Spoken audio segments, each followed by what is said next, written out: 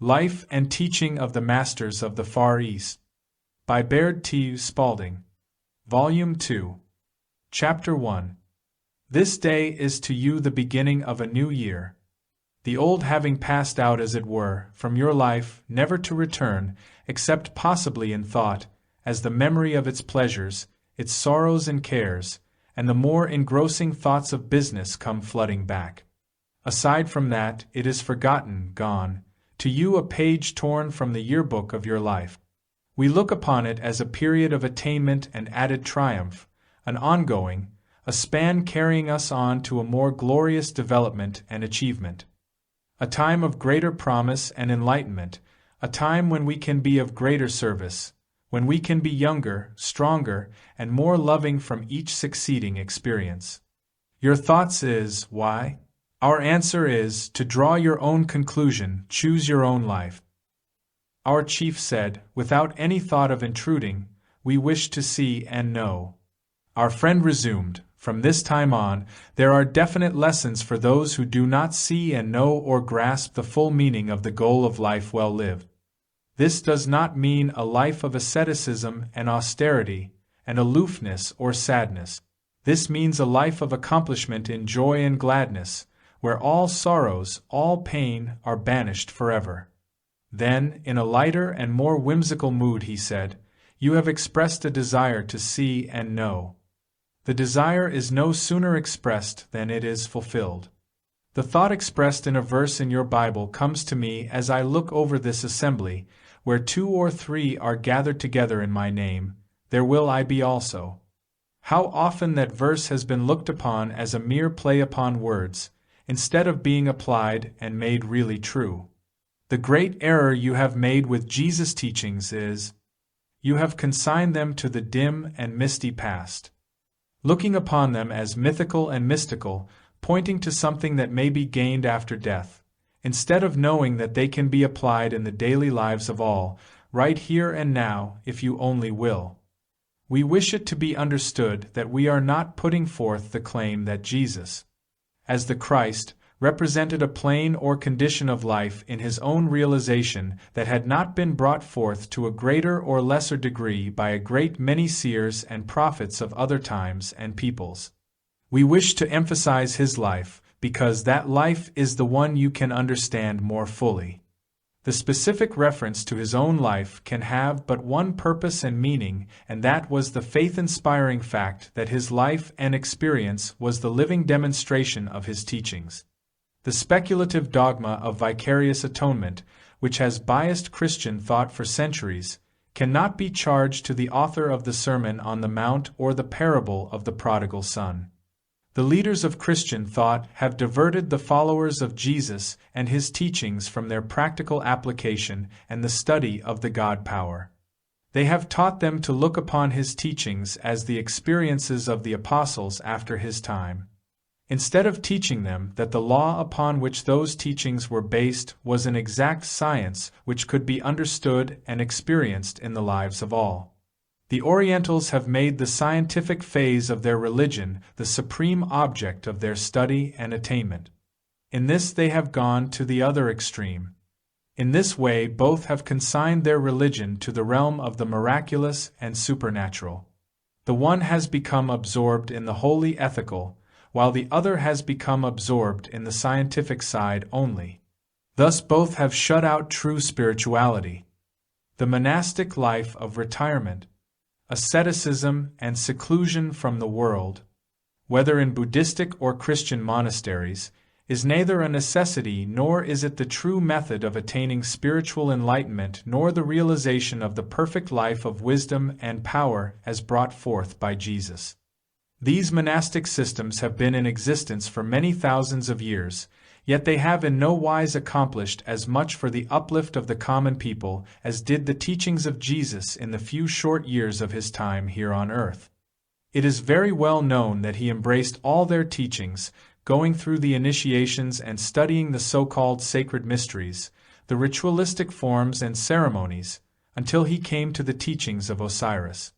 These were interpreted to him by a priest who had held himself aloof from all the ritualistic, monastic, and materialistic forms of worship. This priest was a follower of King Thoth, of the first dynasty of the Egyptian kings. When King Thoth declared Egypt an empire, he did it under the power of a dictator and usurper of the people's rights. Centuries before, these people had built up and maintained a glorious civilization of unity and brotherhood under the guidance and direction of Osiris and his followers. These people were the pure white race and were always known as the Israelites, of whom the Hebrew race is a division. Thoth ruled wisely and attempted to maintain the Osirian teachings, but, after his day, the dark and material concept crept in, as the Egyptian or dark hordes from the south, who had swept him into power, gained sway. The succeeding dynasties fell away from Osirian teachings, gradually took up the dark concept of the dark race, and finally practiced black magic entirely. Their kingdoms soon fell, as all such kingdoms must fall. After Jesus had listened attentively to this priest and his teachings, he recognized their deep, inner meaning. He also saw, through the insight which he had received from Buddhistic teachings, that there was a great similarity underlying the two. He then determined to go to India, over the old caravan route maintained at that time. There he studied the Buddhistic teachings which had been preserved with a reasonable degree of purity. He saw that, in spite of the ritualistic forms and dogmas that had been imposed by man, religion had but one source, and that was the God within, whom he designated as his Father and the Father of all. Then he threw all forms to the winds, as it were, and went directly to God, went straight to the heart of this loving attainment. He soon found that this did not take long years of weary plodding through dogmas, rituals, creeds, formulas, and initiations which the priesthood were foisting upon the people in order to hold them in ignorance and, therefore, in subjection. He realized that that for which he was seeking was right within himself. He knew that in order to be the Christ, he must declare that he was the Christ. Then, with pure motive of life, thought, word, and deed, he must live the life he sought, in order to incorporate it within his physical body. Then, after perceiving this, he had the courage to go out and declare it to all the world. It did not matter from whom or where he got his realization. It was the work that counted, not what someone else had done, but what he did that counted. The common people, whose cause he sponsored, heard him gladly. He did not borrow his precepts from India, Persia, or Egypt. Their teachings were but the outer that brought him to see his own Godhead and the Christ, the representation of it, that was in every one, not in a few but in all. Osiris was born in Atlantis more than 35,000 years ago. The chroniclers of his life, long after his time, called him a god because of his wonderful work. He was direct descendant of those of higher thought who had kept their concepts clear in the motherland of man. It was so of the great portion of all the mythological characters that have been brought down to us. Their works and characters have been distorted by repetition and translation of the stories concerning them. Their works and attainments were looked upon as supernatural by those who would not give the time and thought to go into the deeper meaning and find that they were divinely natural to man in his true dominion. The chroniclers deified Osiris. Then they began making images of him. These images only represented what he stood for at first. Then, gradually the images became fixed in the mind, the ideal was forgotten, and the empty idol remained. Buddha was another who was deified by the chroniclers long after his time. Note the images of him that have been set up, with the result that the image is worshipped instead of the ideal. Again the empty idol. It is the same with signs and symbols. The teachings that Buddha received came from the same source as did those of Osiris, but in a different way. The teachings that Buddha contacted came from the motherland direct to Burma, brought there by the Nakals. Osiris' teachings came direct to him, as his forefathers lived in the motherland, and when he was a young man he had gone to the motherland to study. After finishing his studies he returned home, became the leader of the Atlanteans and brought the people back to the worship of the God within, as they were gradually slipping back to the dark concept, influenced by the dark races about them. Moses was another leader whose followers and chroniclers deified him after his time. He was an Israelite and contacted the records of the Babylonians, receiving his teachings from them. These records form a part of our Bible. What Moses saw and learned from these records was written by him in the exact form and words. The facts which he put down were badly distorted by translators. I could go on and recall many more. Jesus saw and contacted all their teachings, then, in his characteristic manner, went to the heart of all these. He went one step further than any of them did, by glorifying his body to the point where he could allow it to be crucified, yet he brought it forth in a triumphant resurrection. Studying the teachings of Osiris, Buddha, and Jesus, you will find many similarities. In fact, at times you will find the same words used. Yet did any of them copy? The teachings showed them the way from the outer to the inner. Then they must have dropped all teaching, all copying, and must have gone beyond it all. Had any of them just copied and studied what they saw and were taught, and then had not been able to see that all was from the God right within themselves, they would have been studying yet, and their lives and experiences would never have been recorded. They all went through the same experience in that their followers wanted to crown them kings of temporal kingdoms. But to this they would not listen, each expressing the same thought in almost the same words. My kingdom is not of the material, it is spiritual. With Osiris it went so far that the later chroniclers placed him as an Egyptian king. Here the talk ended and we all walked to the temple. As we arrived in the lower room, our friend began, in ascending from room to room of this temple, please remember that no man can confer any rights upon another. By developing your understanding you will find that you are the equal of any man, and he who attempts to confer his rights or what he has upon you is not consistent, as he is attempting to give what he cannot. One may point the way to his brother, that he may extend his vision to incorporate the good, but he cannot confer that good which he himself has upon him. By this time we had arrived in the second room, where 4 of our friends from the village had preceded us. After a few moments of general talk, all were seated and our teacher resumed.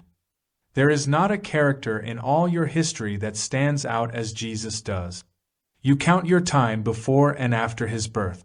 He is idolized by a majority of your people, and that is where they err. Instead of the idol, he should be the ideal.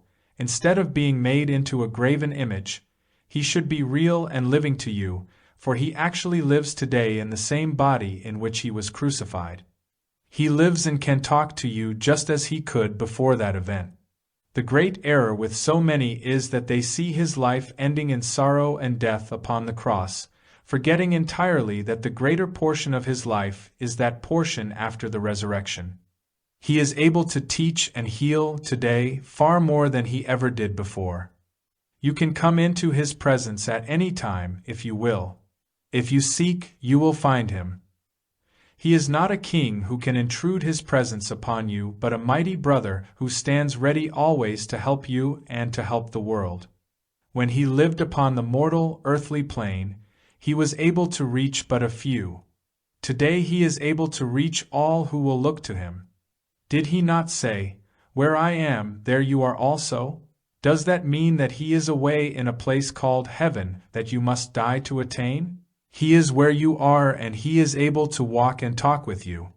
Lift your sight a little higher and let it extend to a wider horizon, and if your heart and thought are sincerely with him, you will see him. You may walk and talk with him. If you look closely, you will find the scars of the cross, the spear and the thorns, all healed, all gone, and the radiant love and happiness about him will tell you that they are all forgotten, forgiven. Our friends stopped talking and all was deep silence for the space of about 5 minutes. Then the room lighted up with a brilliance that we had not seen before. We heard a voice. At first it seemed a long way off and indistinct. After our attention was attracted to it and our thoughts directed to it, the voice became very distinct and rang out in clear bell-like tones. One of our party asked, Who is speaking? Our chief said, Please be silent. Our dear Master Jesus is speaking. Then one of our friends said, You are right, Jesus speaks.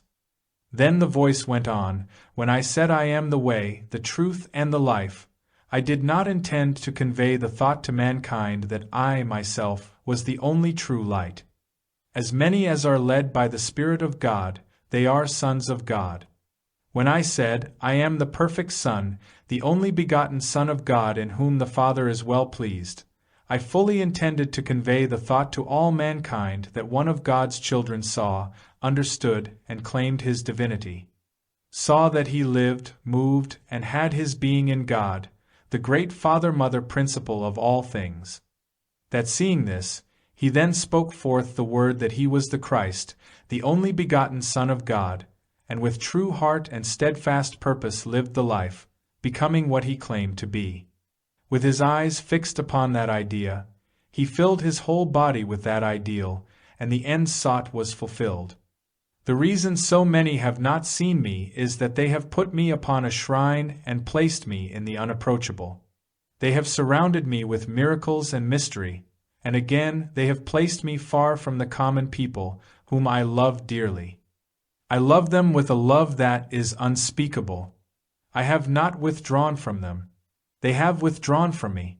They have set up veils, walls and partitions, mediators and images of myself and those so near and dear to me. They have surrounded us with myth and mystery until we seem so far removed from these dear ones that they do not know how to approach. They pray and supplicate my dear mother and those that surround me, and thus they hold us all in mortal thought. When truly, if they would know us as we are, they would and could shake our hands. If they would drop all superstition and creed and know us as we are, they could talk with us as you do. We are no different at any time than as you see us. How we would love to have the whole world know this. Then what an awakening, what a reunion, what a feast! You have surrounded us so long in mystery, it is no wonder that doubt and disbelief have become dominant. The more you build images and idols and surround us with death and make us unapproachable, save through some other than ourselves, the deeper the doubt and shadow will be cast and the chasm of superstition grow wider and more difficult to cross. If you would boldly shake our hands and say, I know you, then all could see and know us as we are. There is no mystery surrounding us or those we love, for we love the whole world. So many see only that part of my life which ended on the cross, forgetting that the greater part is as I am now, forgetting entirely that man still lives, even after what seems of violent death. Life cannot be destroyed. It goes on, and life well lived never degenerates nor passes. Even the flesh may be immortalized so that it never changes. Dear Pilate, when he washed his hands and said, Away with him and crucify him yourselves, I find no fault in him. How little he knew of the history he was making or of the prophecy he was fulfilling.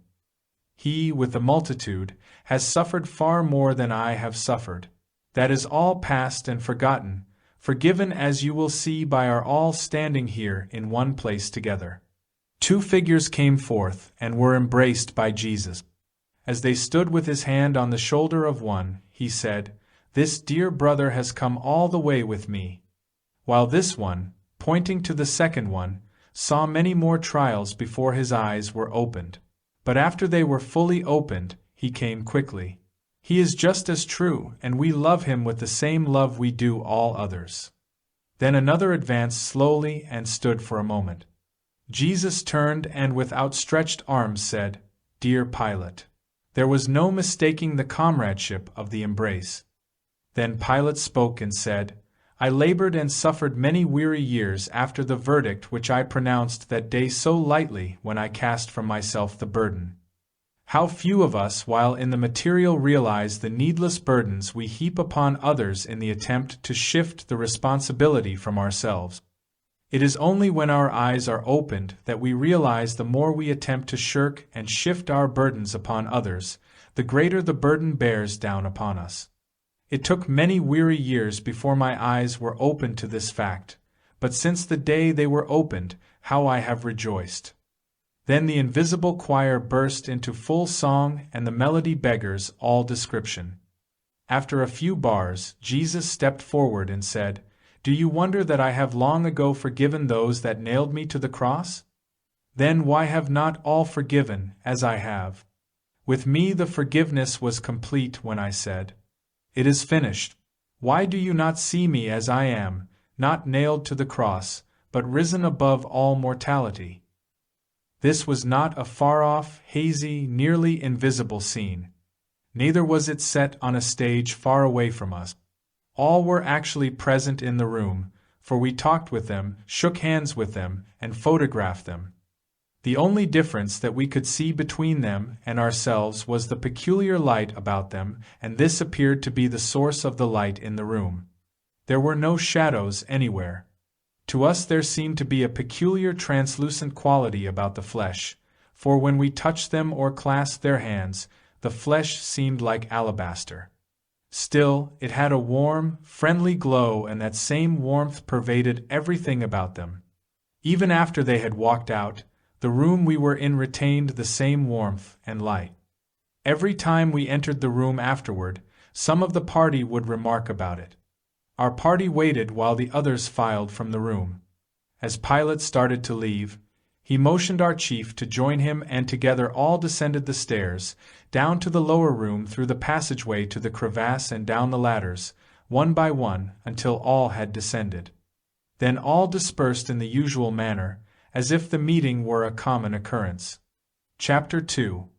The next morning, after we had gathered for breakfast, we questioned our hostess and found it was not an uncommon occurrence for Jesus to come as he did, and she said he often came and joined the others in their healing work. After breakfast we found that our hostess and 2 other ladies were to accompany us to the temple that day. As we left the house, 2 men joined the party. One told our hostess that there was a sick child in the village who was asking for her. We followed the men to the home of the child and found it very ill.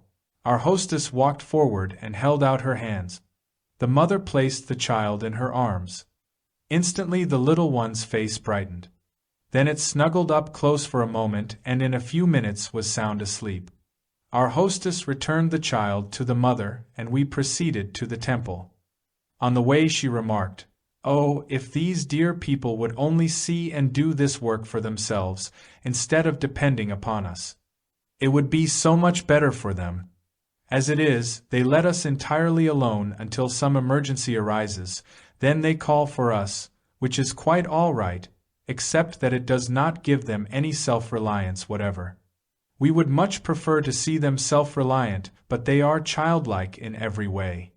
Our chief asked if a desire could be fulfilled as soon as it was expressed. Our hostess answered that if the desire were put forth in true form it would be fulfilled. She then went on to say that desire is but a form of prayer, that it was the true form of prayer which Jesus used, as his prayers were answered. That prayer which is always answered must be true prayer, therefore must be scientific and, if scientific, must be according to fixed law. Continuing, she said, "The law is as you know, your prayer is granted, and what things you desire, when you pray, know you receive them, and you shall have them. If we know positively that whatever we have asked for is ours already, we may know that we are working in accordance with the law. If the desire is filled, then we may know that the law is fulfilled. If the desire is not filled, then we must know that we have asked amiss. We should know that the fault is with us and not with God. Then the instructions are, you shall love the Lord, your God, with all your heart, with all your soul, with all your mind, and with all your strength. Now go deep, deep down within your own soul, not with forebodings, fear, and unbelief, but with a glad, free, thankful heart, knowing that that which you stand in need of is already yours. The secret lies in getting the at-one-ment, getting the consciousness of it and then holding firmly and never deviating, though all earth should oppose. Of myself I can do nothing, said Jesus. The Father that dwells in me, he does the work. Have faith in God. Have faith and doubt not. Have faith and fear not. Now remember there is no limitation to God's power. All things are possible. Use positive words in making your request. There is naught but the perfect condition desired. Then plant in your soul the perfect seed idea and that alone. Now ask to manifest health and not to be healed of disease, to express harmony and realize abundance, not to be delivered from inharmony, misery, and limitations.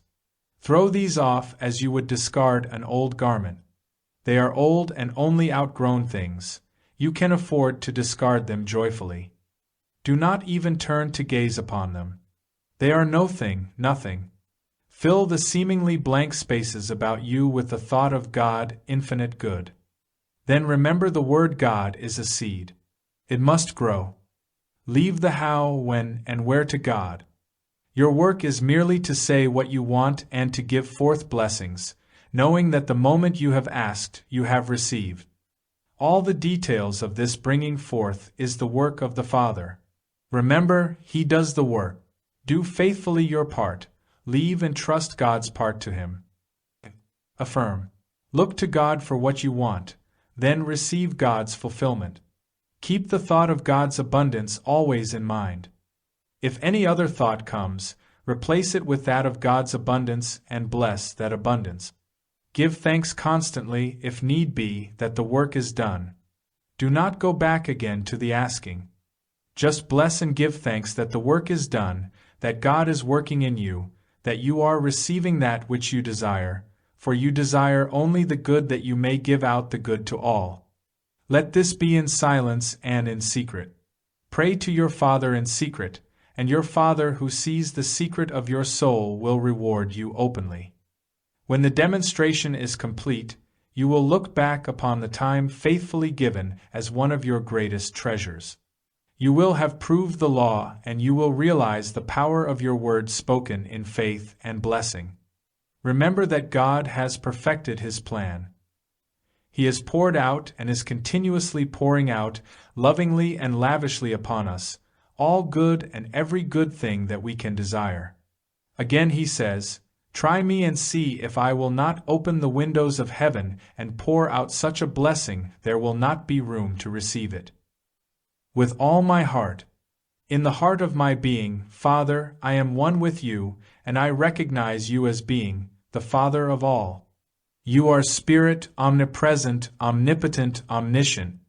You are wisdom, love, and truth, the power and substance and intelligence of which and through which all things are created. You are the life of my spirit, the substance of my soul, the intelligence of my thought. I am expressing you in my body and in my affairs. You are the beginning and the end, the very all of the good which I can express. The desire of my thought which is implanted in my soul is quickened by your life in my spirit, and in the fullness of time, through the law of faith, it is brought into visibility in my experience. I know that the good I desire already exists in spirit in invisible form, and but awaits the fulfillment of the law to be made visible, and I know that already I have. With all my soul. The words which I now speak outline to you, my Father, that which I desire. As a seed it is planted in the soil of my soul and moved upon by your quickening life in my spirit. It must come forth. I allow only you Spirit, wisdom, love, and truth to move in my soul. I desire only that which is good for all, and I now ask you, Father, to bring it forth. Father, within me I ask to express love, wisdom, strength, and eternal youth. I ask to realize harmony, happiness, and abundant prosperity, that I may have the understanding direct from you, of the method of bringing forth from the universal substance that which will satisfy every good desire. This is not for self, Father, but that I may have the understanding so that I may be of service to all your children. With all my mind, that which I desire is already in visible form. I form in mind only that which I desire. As a seed begins its growth underground in the quiet and in the dark, so does my desire now take form in the silent, invisible realm of my soul. I enter my closet and shut the door. Quietly and confidently I now hold my desire in mind as already fulfilled. Father, I now await the perfect outpicturing of my desire. Father, Father, within me I thank you that now in the invisible the fulfillment of my desire is always established, and I know that you have poured out lovingly and lavishly to all an abundance of your treasure. That you have filled every good desire of my life, that I may partake of your opulent supply, that I may realize my oneness with you, that all your children may realize the same, and that whatever I have, I may pour out to help all your children. All that I have I give to you, Father, with all my strength. No act or thought of mine shall deny that I have already received in spirit the fulfillment of my desire, and it is now brought forth into perfect visibility. In spirit, in soul, in mind, in body, I am true to my desire. I have perceived my good in spirit. I have conceived it as a perfect idea in soul, and I have given true thought form to my desire. I now bring into visibility, or true manifestation, my perfect desire. I thank you, Father, that I now have love, wisdom, and understanding, life, health, strength, and eternal youth, harmony, happiness, and abundant prosperity, and the method of bringing forth from the universal substance that which will satisfy every good desire. Said I not unto you that, if you would believe, you should see the glory of God? Understand that, if it is not finished and your desire is not now visible, the fault is within yourselves and not with God. Do not go back again to the asking, but like Elijah, persist, hold out the cup until it is filled, pour out blessings and thanks that it is done now, though every mortal thought of error beset you. Go on, it is here now, and believe me, your faith is rewarded, your faith becomes knowing. We will suppose it is ice you desire. Would you begin by speaking out the word ice, all about you indiscriminately? If you did, you would scatter your forces in all directions and nothing would come to you. You should first form a mental picture of what you desire, hold it directly in thought just long enough to get the image, then drop the image entirely and look directly into the universal God substance. Know that that substance is a part of God and, therefore, a part of you, and in that substance there is everything you need, that God is pressing that substance out to you just as fast as you can use it, and that you can never deplete the supply. Then know that everyone who has created that supply has brought forth from this substance, whether they have done it consciously or unconsciously. Now with your thought and vision fixed on the one central atom, God, hold that atom until you have imprinted your desire upon it. You will lower the vibration of that atom until it becomes ice. Then all the atoms surrounding that one will hasten to obey your desire. Their vibration will be lowered until they will adhere to the central particle, and in a moment you will have ice. You do not even need any water about you. You need only the ideal. The founding of America portrays the white race's homecoming, as that land is their former home and one of the places where the great early spiritual enlightenment was brought forth. Thus it is the land where the greatest spiritual awakening will take place. In a short time you will be far ahead of the whole world in physical and mechanical development. You will go on and develop the physical and mechanical until it is perfected to such a degree that you will see there is but one more step to the spiritual. When that time comes, you will have the courage to take the step. There is a saying in your country that necessity is the mother of invention. Necessity placed you in a position where you were obliged to do that which seemed impossible. Your mode of accomplishment has made you a very material nation. With your mode of living, this has been necessary in order to survive. When you, as a nation, do touch the spiritual realm, the strides that you have made in the material will seem like child's play. With the strong physical bodies and quick perception you have developed, your race will become a light to all other nations. And you will look back and wonder, as you are now looking back and wondering, why your forefathers used the stagecoach and the tallow candle when steam and electricity were all around them, just as it is around you today. Had they abided by the law, they would have received and benefited as you have and will. You will find that the spiritual surrounds and is above the material. You will find that in the spiritual there is a higher law, and, when you abide by that law, you receive the benefit, for the spiritual is just above and around the mechanical or material. You will find there is no more mystery in the spiritual than there is in the mechanical or the material. The things that appear difficult to you now will be simple, and you will surmount them just as readily as you are now surmounting the mechanical and material. It is the continual striving that does the work. The great error which many people make is that they do not look upon lessons as a means of attaining a given end. They do not realize that, when that end is attained and fully recognized, the lessons are to be discarded and the attainment is to be followed. Then, if they still wish to go on, they may pause for a moment and place what they have accomplished in their storehouse, sometimes called the subconscious.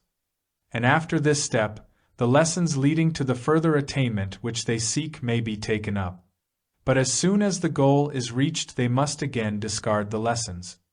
In this way they may go on, step by step, to the highest attainment. You will find that lessons are but steps in the stairway, and if you were to attempt to carry all the steps you have used to reach the top, the load would soon crush you. Besides, there would be no steps for your brother to use as he follows on. Leave the steps for him to use if he chooses. They have assisted you to reach the top. You do not need them any longer. You may pause a moment for breath or for a fresh inspiration to go on. The moment that inspiration has come, you can place your foot upon the next step and again place the attainment in the storehouse. Let go of all the lessons that brought you there, and there is nothing to encumber or hold you back. But, if you look back to the lessons and do not hold your vision on the goal, you will, before you realize it, have fixed the lessons instead of the ideal the lessons would convey. This may cause you to waver and look back and say, "Did my ancestors accomplish in the way I have accomplished?" When I look far back I can say they did, but when I look into the immediate future I say they did not, for they accomplished by the sweat of their brow, while you are using your own God-given power. If you look back to your ancestors, you will, before you realize it, be worshipping them, for, with your creative ability you will have brought forth that which you have gazed upon. You will be living by their standards instead of your own. You will begin to look like your ancestors, but you will not accomplish what they have accomplished. You will begin to drop back, for, if you live by another's ideal, you cannot accomplish that which the one who conceived the ideal accomplished. You must either go on or return. There are no halfway measures. This ancestor worship is one of the direct causes of nations degenerating. Because of your lack of ancestor worship, we see a great nation in store for you. You had, in the first place, very little pride of ancestry. You had no ancestors to worship, and you had no foundation save that which you made. Your ideal was a free country, and you brought forth your ideal. The country you acquired had been free from king or ruler. To you it did not matter how your grandfather had accomplished. It was how you, your own individual self, would accomplish. Then, you united with the many to accomplish one purpose, and the individual self in you, the creative power that gives you life, God, held you in direct communion with your ideal power to create. Then, with your eyes steadfastly fixed on the attainment, you are going on to the realization of your ideal. Our hostess turned to the tablet and resumed.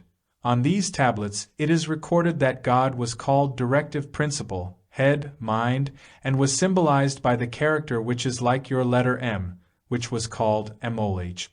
This translated into your language would be director or builder. This directive principle was over all and controlled all. The first being he created was called the expression of the directive principle, and he was created in form just like the principle, as the principle had no form but his own to express by or through. This being which the directive principle created was the outer expression of the principle himself. He was created in the image of the principle, as the directive principle had no other form to pattern after. The directive principle gave to his creation every one of his attributes, and this creation had access to everything that the principle had. He was given dominion over every outer form.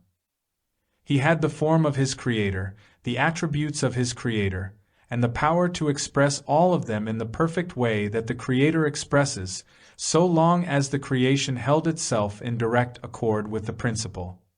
None of the attributes of the created being were developed but the Creator.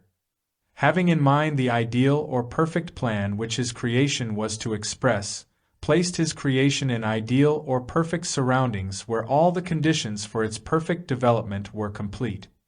When these conditions were complete, this being was placed among them and named Lord God, and the location where he was placed was called Emil or M, and afterward became known as the cradle or mother. I wish you to observe that I am putting this into words in your language so that you can understand them. You can go into the details later after you have learned to translate the tablets yourselves. I wish to bring these points out so that they may become the principle from which we shall work in translating these records.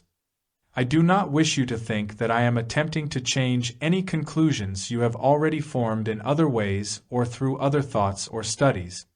I am going to ask you to lay them all aside for the time. When you have gone deeper into these studies, you are at liberty to take up all others again, if you wish. I do not wish to influence you in any way. All lessons are but the outer, a way of arriving at a conclusion. If the conclusion is not reached or the aim sought is not attained, the lessons become driftwood, extra baggage, nothing. Chapter 3. Day after day for 2 months, with the old man as our instructor, we gave our whole attention to a set of tablets which dealt entirely with characters, symbols, and their position, plan, and meaning.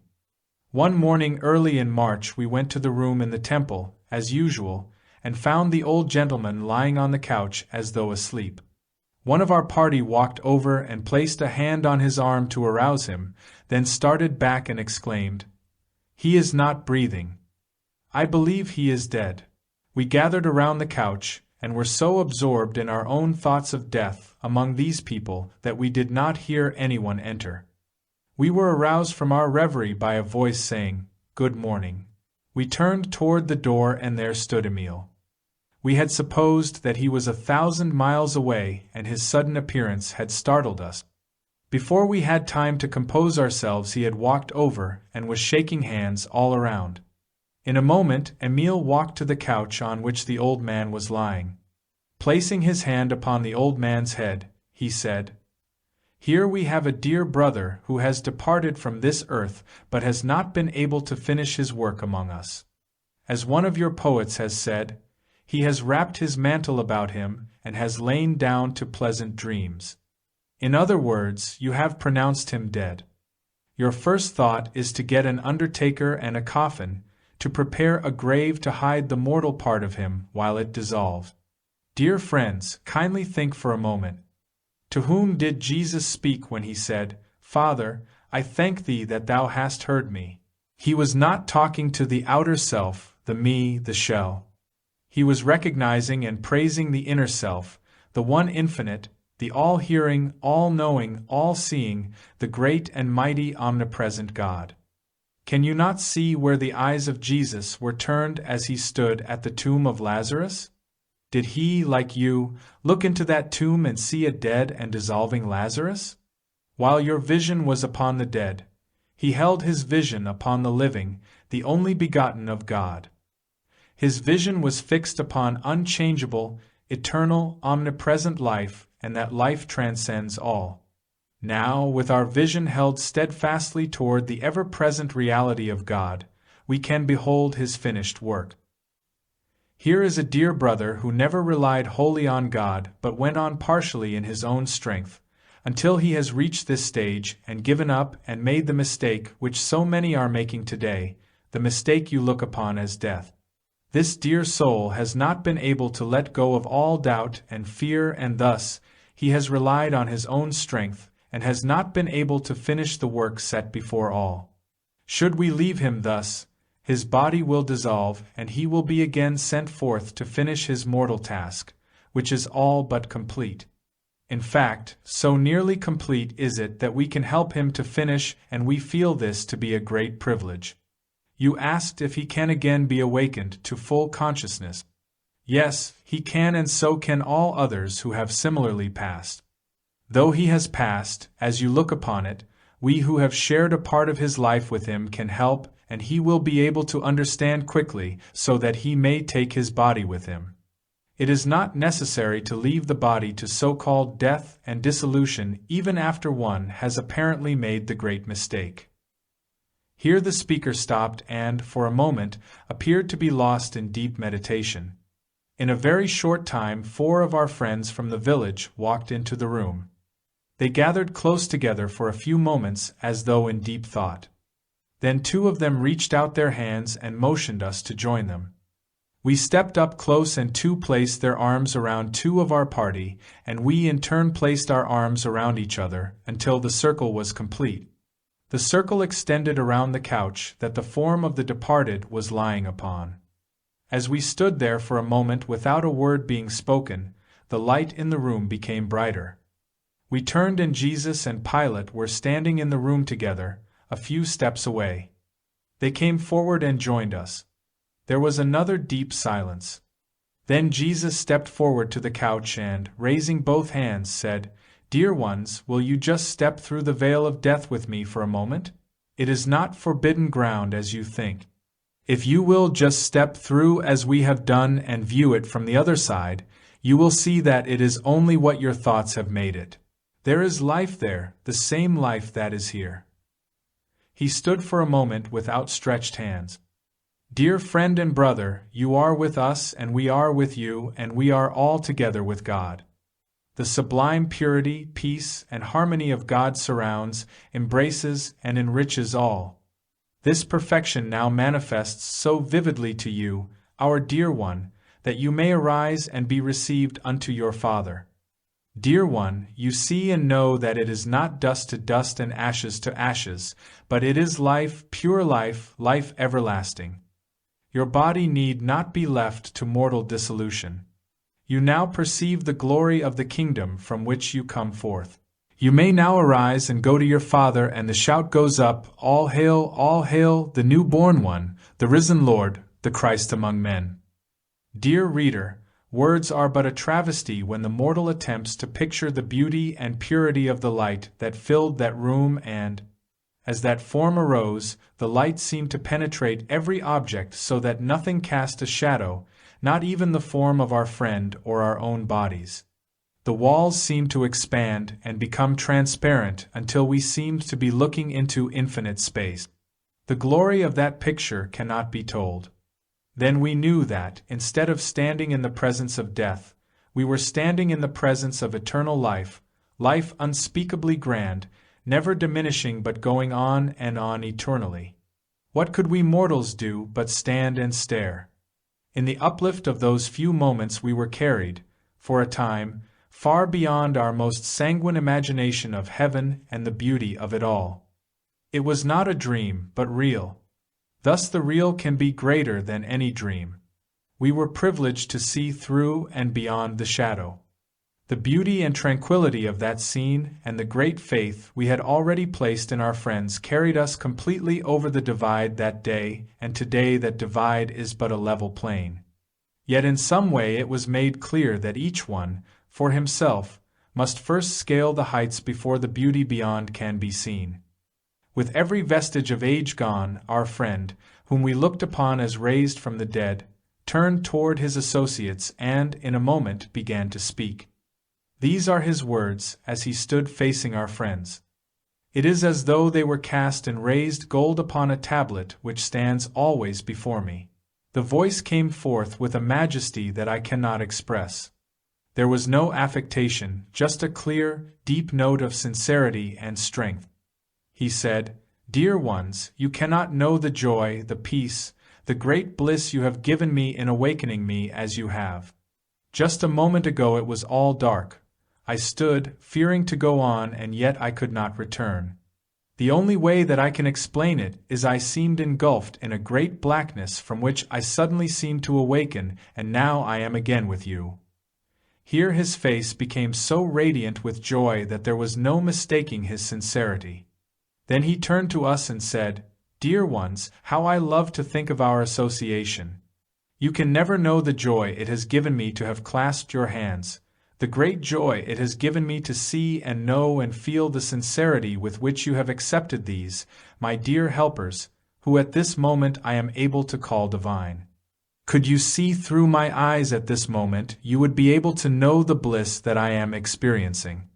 The greatest joy of all is to know so fully that each of you will stand and know, just as I am standing and knowing. That joy you will know only when you stand as I stand. I can say that it is well to have lived a full life, to be able to enjoy one moment of this. Then to think that I can see all eternity unfolding. Do you wonder when I say that my eyes are almost blinded and I am dazed with the revelation? Do you wonder at my great longing to unfold this vision to you, and not only to you, but to every brother and sister in the whole wide universe of God? Dear brothers, if I could lay a transforming hand upon you and lift you to where I stand, it seems that my joy would be multiplied manyfold at this moment. I am shown I must not do that. I am shown that you, yourselves, must stretch forth this transforming hand, and when you have stretched it forth you will find God's hand ready to clasp yours. You will be able to walk and talk with Him, and God will eternally bless you as He does all. The greatest joy of all is, I am shown that it does not matter what the caste or creed of church, all are welcome. In a moment he had disappeared from our view, just faded away, it seemed to us. Was this an ethereal vision? All my associates concluded that it was not, for 2 of them had clasped this man's hand. I leave it to the reader to decide. Then one of our friends from the village turned to us and said, "I know that you are doubting, but won't you understand that this was not staged for your benefit?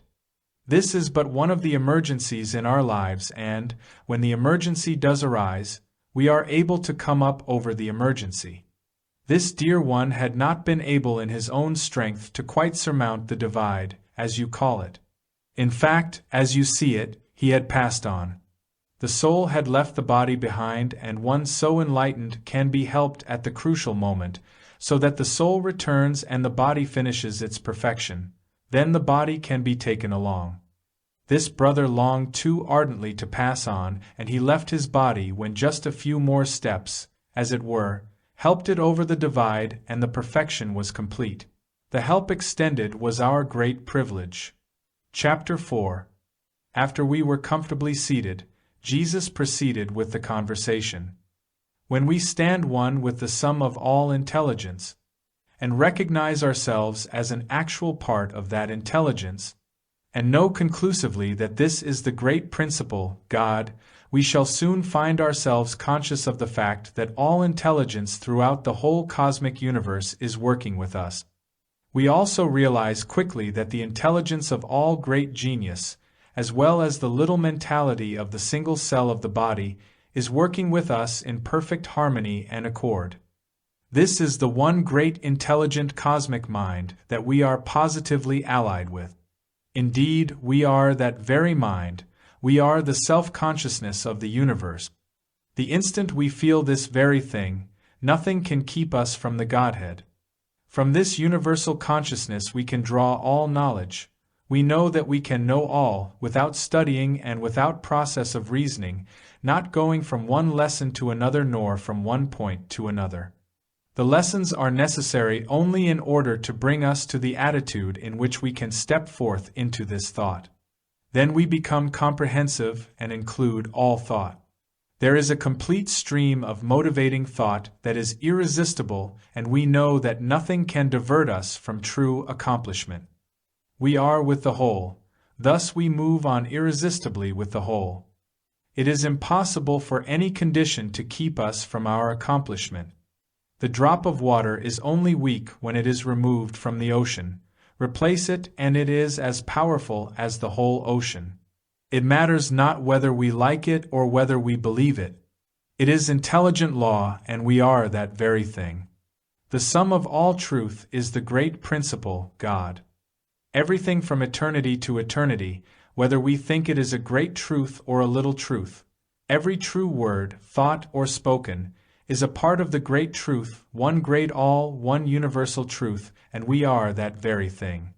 When we realize this oneness and stand absolutely with truth, we have the whole of truth back of us, and our irresistibility is increased. It is the force of the ocean back of the wave that gives the wave its power. That, too, is but a portion of God force which man also is. The sum of all love is the great principle, God. It is the sum of every affection, every fervent emotion, every loving thought, look, word, or deed.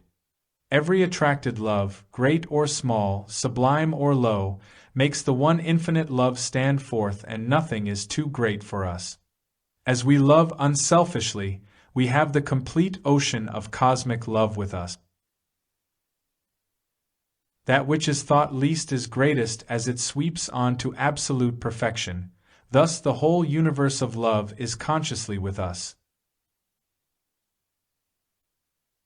There is no great power on earth or in heaven than pure love. Earth becomes heaven. Heaven is humanity's true home.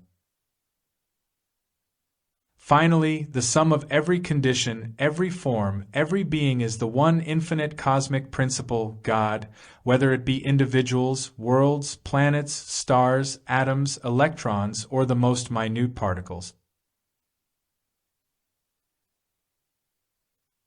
All together make one infinite whole, the body of which is the universe, the mind, cosmic intelligence, the soul, cosmic love. Woven together as a whole, their bodies, minds, and souls are held together with the cohesive force of life. Yet each one functions in eternal individual identity, moving freely in its individual orbit and octave of harmony, attracted, drawn, and held together by the love of that universe of harmony. We constitute that great being that nothing can thwart. It is made up of every unit of humanity as well as every unit of the universe. If a portion of one unit excludes itself from the whole, it makes no difference to principal being, but it makes a vast difference to the unit. The ocean is not conscious of the removal of the drop of water, but the drop is very conscious of the ocean when it is returned or reunited with it. It is not enough for us to say that we are close to the great cosmic principle, God. We must know definitely that we are one with, in, and of, and amalgamated entirely with, principle, and that we cannot be separated or apart from God, principle. Thus we work with the principle of power which is all power. It is the law that in principle we live, move, and have our being. Thus, when we wish to come in contact with God, we do not think of something away from us and difficult to attain. All we need know is that God is within as well as all about us, and that we are consciously within the presence of God and are present in God and in command with full power. Thus we need not pause, we need not ponder, we take the path directly to God within. Here the Christ stands steadfast and supreme, and with God we endure forever. Thus we arouse our dead selves into the realization of the life within, and that life resurrects us from the dead. We return to life immortal, unchanging. We are convinced of life and of our right to live that life fully and perfectly. The Christ within stands forth and says, I come that you may have complete life and live that more abundantly. This must be a true resurrection in our consciousness, an uplifting of our dead senses into a higher vibration of life, truth, and love. As all nature is awakening about us, let us arouse ourselves and see the dawn of this approaching day. Thus, we get up and out of our grave clothes, up and out of all sense of limitation in which we have bound our bodies. We roll the stone of materiality completely from our consciousness, that heavy weight of thought that has separated the life within from the life without, and which has held the life form in death and denied it life because we have not recognized its right to life. Let us get up and out of death. That is what the resurrection means. It is an awakening to the full realization of life here and now, and that life omnipresent, omnipotent, omniscient. Nowhere absent, nowhere powerless, nowhere unconscious, but everywhere present, everywhere powerful, everywhere conscious, in fullness, in freedom, in gloriously radiant, expressive, expanding action. When our hearts flame to this thought and our whole being glows with this life within, we can readily extend our hand and say, "Lazarus, come forth." Get out of your grave, you do not belong in death. Come to life, awake from your delusion. Wake now and here. Thus we are awakened to the Master Consciousness, and we shall weep because of the density of thought of those that watch the awakening. Thousands of years of this awakening have been presented to humanity, yet many sleep. But their sleeping does not justify us in doing so. It is because of what we do that humanity is awakened to that rightful heritage. As we awaken to our rightful heritage, we shall awaken to the beauty and purity of the age-old message that our bodies are eternally beautiful, pure, and perfect. They are always beautiful, pure, spiritual bodies, most magnificent and divine, the true temples of God. This awakening also convinces us that our bodies have never descended from that high estate. We see that it was only a human concept wherein we thought they had descended. As soon as this thought is released, our body is released to its true inheritance of divinity. Then the fragrance of a warm summer evening suffuses all nature and our bodies begin to take on this effulgence. Soon pure rays of white light appear within our bodies. They become aglow with this light, and this soft, yet brilliant, living light invades the clear atmosphere around us like a white gold vapor. This light increases steadily until it covers and permeates everything about us. Bathed in this radiance, there appears a pure crystal white light, dazzling and scintillating with a radiance greater than that of the purest diamond, yet it is emanating from our bodies and they stand forth ablaze with pure light, radiant and beautiful. Here we stand together on the holy mount of transfiguration, with bodies luminous and glowing, radiant and beautiful, immersed wholly in divine life.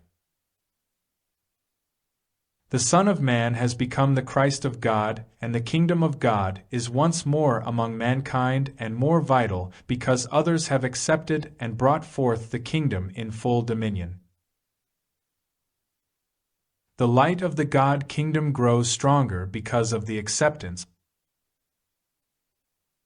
This is the true body which humanity has always had and which all have today. Such a body always has existed and always will exist.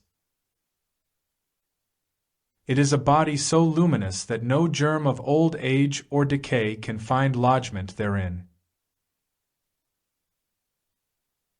It is a body so alive that it cannot die. Such a body can be crucified 1,000 times and, because of such a crucifixion, come forth more triumphant. Such a body stands forth as the divine master of every situation. Such a body is eternally resurrected. This is a New Age message to you, the same as it seemed to be a New Age message 2,000 years ago. It is the same today as it was then. It is but the resurrection of the age-old message. This message was told thousands of centuries ago in language so simple that babes could read.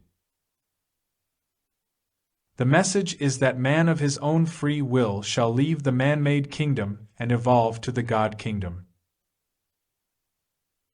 The Son of Man is to realize his divinity, reveal this divinity in his body and affairs, and become the Christ of God in the kingdom of God. Know ye not that ye are gods?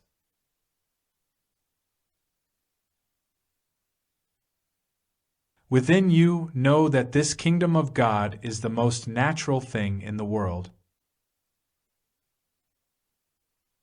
You have but overlooked the fact that if man be in Christ, he is a new creature. It is the Father's good pleasure to give you the kingdom, and every man passeth into it. The question is asked when?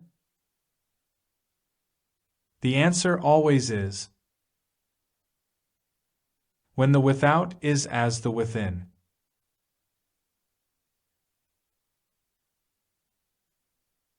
The great oak tree that sleeps within the acorn became aroused throughout the whole acorn before the tree could develop.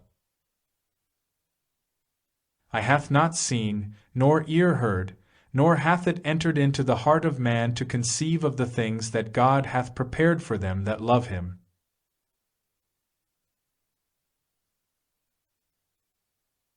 God knows that in the great structure of the universe there is a splendid place for every human being, and that each has his individual place. The structure can stand only because each is in his right place. Does not this message lighten the burden of everyone and adorn each countenance with a smile, even those of the weary ones who think they labor like dumb, driven cattle? Thus I say to you, you are an especially designed creation, you have a particular mission, you have a light to give, a work to do that no other can give or accomplish. And if you will open your heart, mind, and soul wide to Spirit, you will learn of it in your own heart. There you find that your very own Father speaks to you. No matter how wayward or thoughtless you have thought yourself, you will find that your Father loves you devotedly and tenderly the instant you turn to God within. The anointing which you have of God abides in you, and you need not the teaching of any man. Is this not a resurrection from the old thought? Ye need not that any man teach you. It is only necessary to receive the anointing from God that has always been yours. You may accept others as brother helpers, but you are always instructed and led from within. The truth is there for you, and you will find it. That truth always teaches that humanity is a complete unit, not a unity, but a great unit. Combined with God, they are the Great One. Humanity is more than a brotherhood. It is one man, just as a vine and its branches are one vine. No one part or one unit can be separated from the whole. The Christ's prayer is that they all may be one. He that hath done it unto the least of these my brethren, hath done it unto me. Now you know the Christ for whom the whole family in heaven and on earth is named. The truth is, all is one foot, one spirit, one body, the great Lord body of all humanity.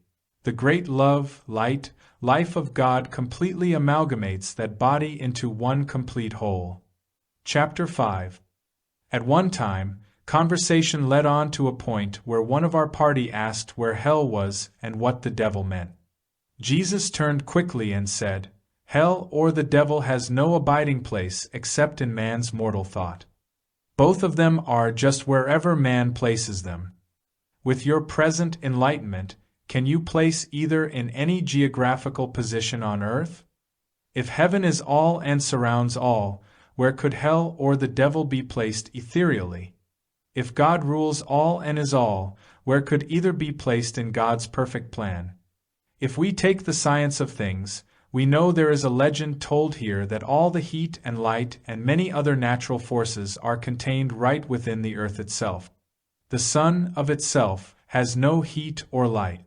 It has potentialities that draw the heat and light from the earth. After the sun has drawn the heat and light rays from the earth, the heat rays are reflected back to the earth by the atmosphere that floats in the ether. The light rays are drawn from the earth in about the same manner and are reflected back to the earth by the ether. As the air extends only a comparatively short distance, the effect of the heat rays varies as you leave the earth's surface and ascend toward the outer limit of the atmosphere. As the air becomes less dense, there is less reflection. Consequently, as you ascend into the higher altitudes, the heat becomes less and the cold increases. Every heat ray, as it is drawn out and reflected, drops back to the earth, where it is regenerated. When you have reached the limit of air, you have reached the limit of heat. It is the same with the light rays. They are drawn from the earth and reflected back by the ether.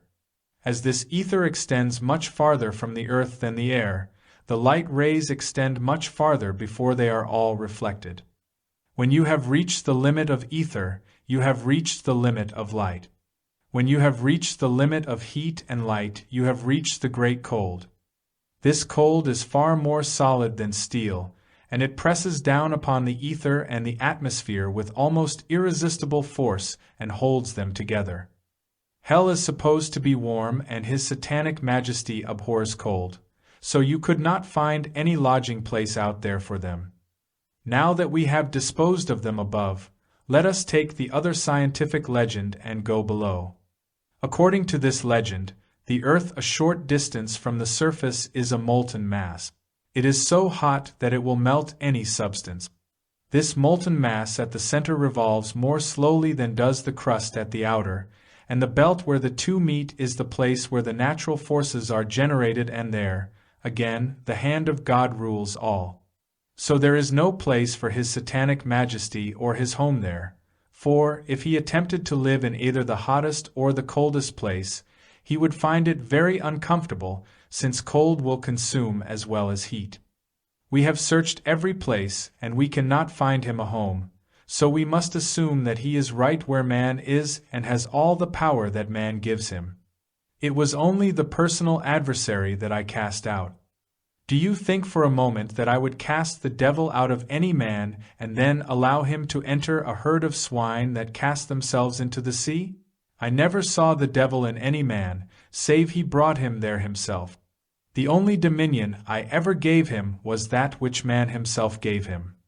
Later the talk led to God, and one of our party said, "I would like to know who or what God really is." Then Jesus spoke and said, "I believe that I understand the motive of the question you would like to clear up in your own mind.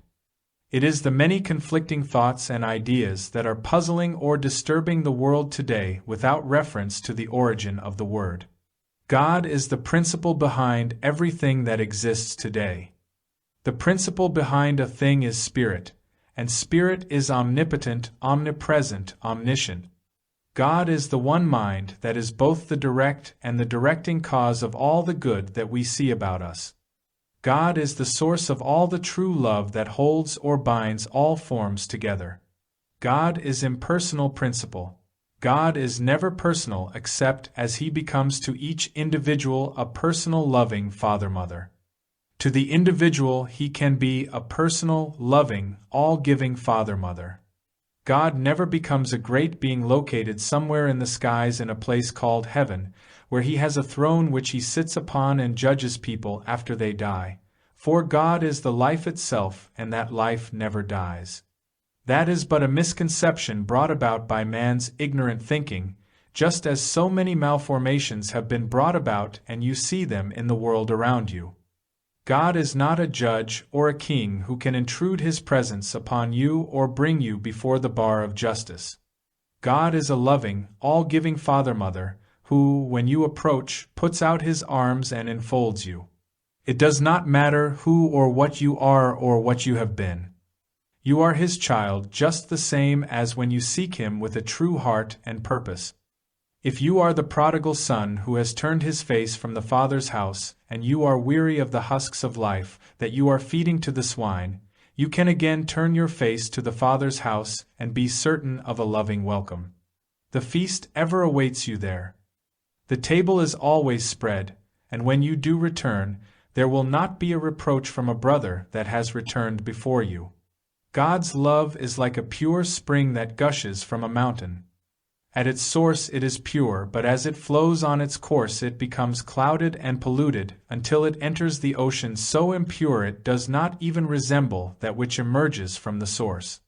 As it enters the ocean it begins to drop the mud and slime to the bottom and again rises to the surface as a part of the glad, free ocean, from which it again can be taken up to refresh the spring. You can see and talk with God at any time, just as you can with father, mother, brother, or friend. Indeed, he is far closer than any mortal can be. God is far dearer and truer than any friend. God is never wrought up, nor angry, nor cast down. God never destroys, nor hurts, nor hinders one of his children or creatures or creations. If God did these things, he would not be God.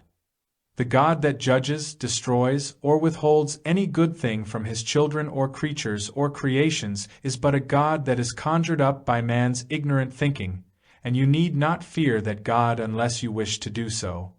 For the true God stretches forth his hand and says, "All that I have is yours." When one of your poets said that God is closer than breathing and nearer than hands or feet, he was inspired by God.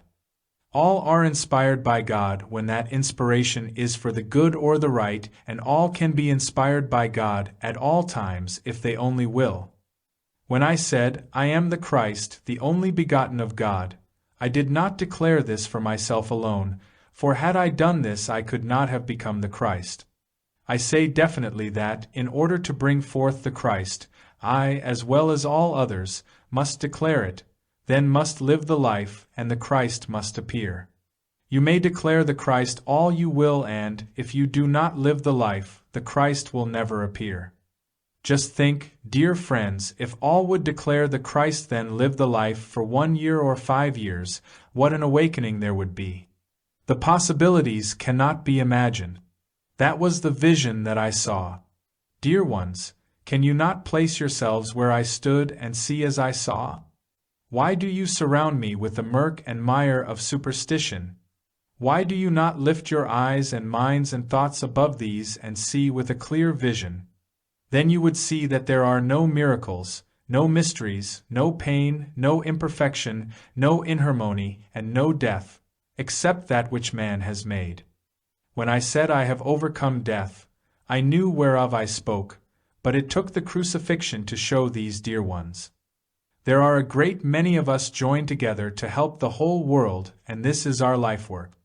There have been times when it has taken our combined energies to ward off the evil thoughts of doubt and disbelief and superstition that have nearly engulfed mankind.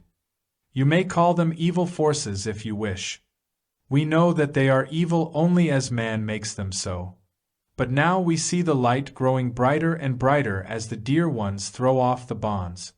The throwing off of these bonds may for a time sink mankind into materiality, but even so, it is a step nearer the goal, for materiality does not hold one as superstition and myth and mystery hold one. When I stepped upon the water that day, do you think that I cast my eyes downward into the great depths, the material substance? No, I fastened my eyes steadfastly on God power that transcends any power of the deep. The moment I did this the water became as firm as a rock, and I could walk upon it in perfect safety. Jesus stopped talking for a moment, and one of our party asked, While we are talking, does it not hinder you from going right on with your work? Jesus answered and said, You cannot hinder one of our friends here for a moment, and I believe I am included as one of them. Someone spoke and said, You are our brother. Then Jesus' face lighted up with a smile as he said, Thank you, I have always named you brothers. One of the party then turned and asked Jesus, Can all bring forth the Christ? He answered, Yes, there is but one end of accomplishment. Man came forth from God, and he must return to God. That which from the heavens descended must again ascend unto heaven. The history of the Christ did not begin with my birth, neither did it end with the crucifixion. The Christ was when God created the first man in his own image and likeness. The Christ and that man are one, all men and that man are one. As God was his Father, so is he the Father of all men, and all are God's children. As the child has the quality of the parents, so the Christ is in every child. For many years the child lived and realized his Christhood, his oneness with God, through the Christ in himself. Then began the history of the Christ, and you can trace this history back to man's beginning. That the Christ means more than the man Jesus goes without contradiction. Had I not perceived this, I could not have brought forth the Christ.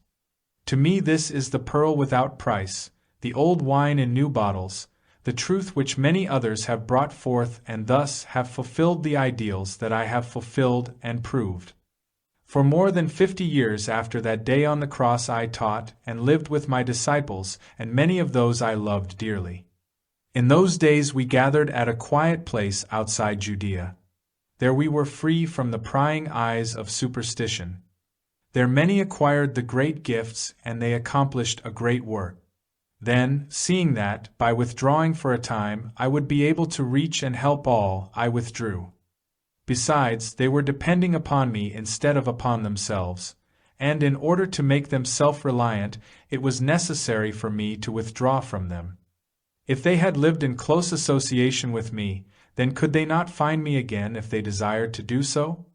The cross was, in the beginning, the symbol of the greatest joy the world ever knew.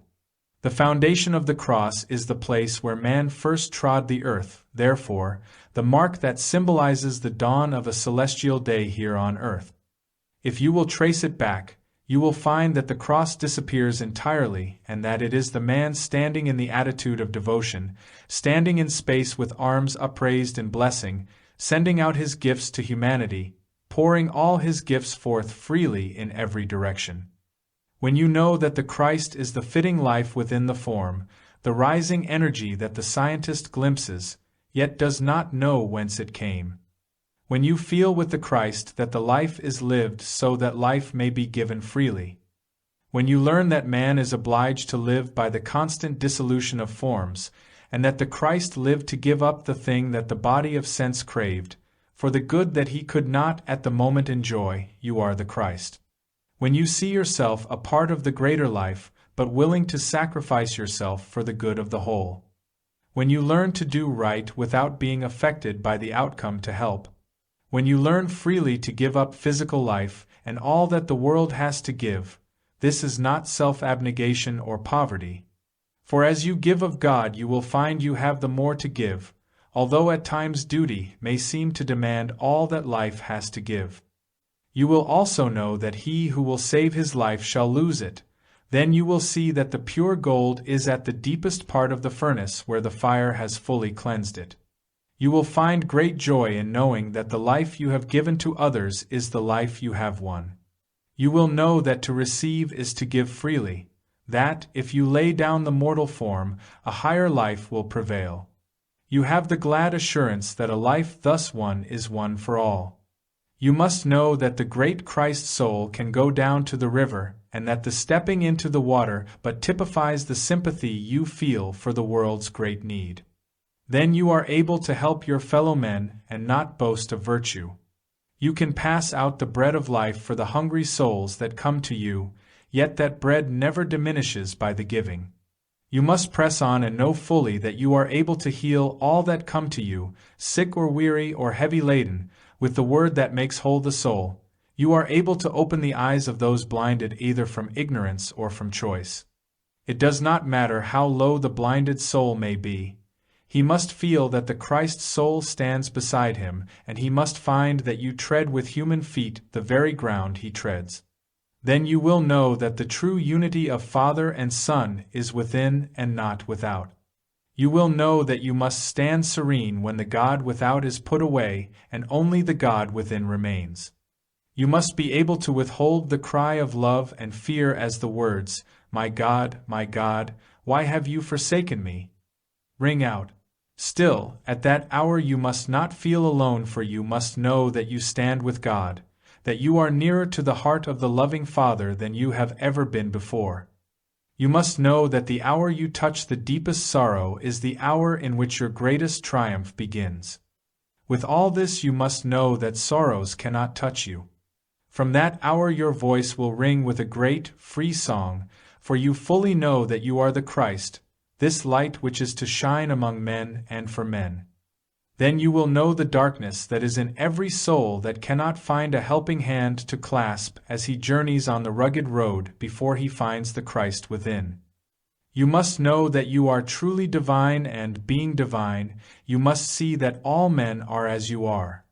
You will know that there are dark places you must pass with the light that you are to carry to the highest, and your soul will ring out in praise that you can be of service to all men. Then, with a glad free shout, you mount to your very highest in your union with God. Now you know that there is no substitution of your life for other lives or of your purity for others' sins, but that all are glad, free spirits in and of themselves and of God. You know that you can reach them while they cannot reach each other, that you cannot help giving of your life for the life of each soul, that it shall not perish. Yet you must be so reverent of that soul that you will not pour into it a flood of life unless the life of that soul opens to receive it. But you will freely pour out to it a flood of love, life, and light, so that when that one does open the windows, the light of God will pour in and illuminate him. You will know that in every Christ that arises, humanity is lifted one step higher. Then, too, you must know full well that you have everything that the Father has, and having all, it is for all to use. You must know that as you rise and are true, you lift the whole world with you, for as you tread the path it becomes plainer for your fellow-men. You must have faith in yourself, knowing fully that that faith is God within. Finally, you must know that you are a temple of God, a house not made with hands, immortal in the earth and in heaven as well. Then will they sing of you, all hail, he comes, the King, and lo, he is with you always. You are in God and he is in you. Jesus arose, saying he would be obliged to leave us, as he was to be at the home of another brother in the same village that evening. The whole company arose. Jesus blessed all and, with two of the gathering, walked from the room. Chapter 6. After we were again seated, one of our party turned to Emil and asked if all could acquire the art of healing. He said, "The power to heal can be obtained only as we learn to trace things out from their source.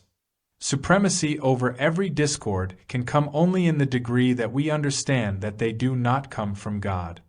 The divinity that shapes your destinies is not a mighty person molding you as a potter molds his clay, but a mighty divine power, within and all around you and around and in all substance, which is yours to use as you will. If you do not realize this, you cannot have confidence in yourselves. The greatest cure for inharmony is the knowledge that it is not from God and that God never did create it.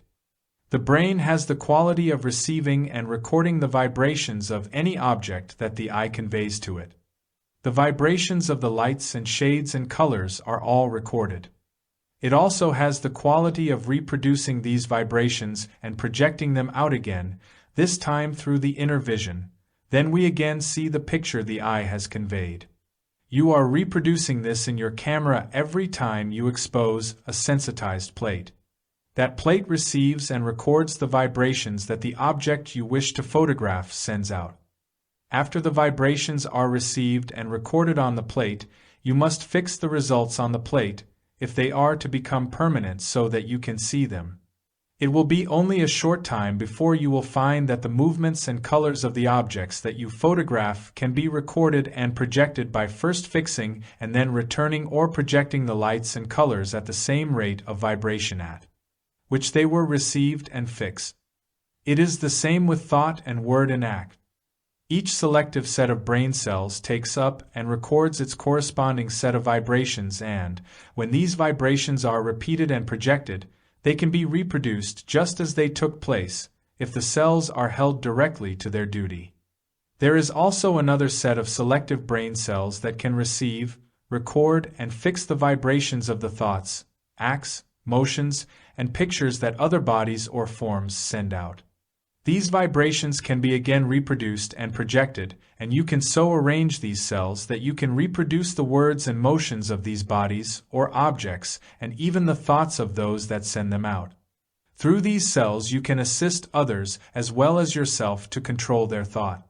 It is through these cells that accidents and calamities are brought about, such as wars, earthquakes, floods, fires, and all the trouble that mortal man is heir to.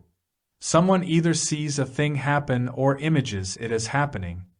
The corresponding vibration is fixed in the cells, sent out to be impressed on the corresponding cells of other brains, then again projected back, until the thing is so fixed that it happens. All these things can be avoided if the thought that sustains them is immediately withdrawn and the vibrations are not allowed to be fixed upon those brain cells, so that those particular vibrations cannot be again projected. It is through this set of cells that all calamities are foretold. There is still another set of selective brain cells that receive, record, and fix the vibrations of the thoughts and activities of divine mind, wherein all the true vibrations are created and sent out. This divine mind, or God, pervades every substance and is always sending out divine and true vibrations, and, if we hold these cells to their true office, we are able to receive and send out the same true and divine vibrations that we receive from divine mind. We do not have the divine mind, but we have the cells that receive and project the vibrations of the divine mind. There was a pause and deep silence, then a picture appeared upon the wall of the room.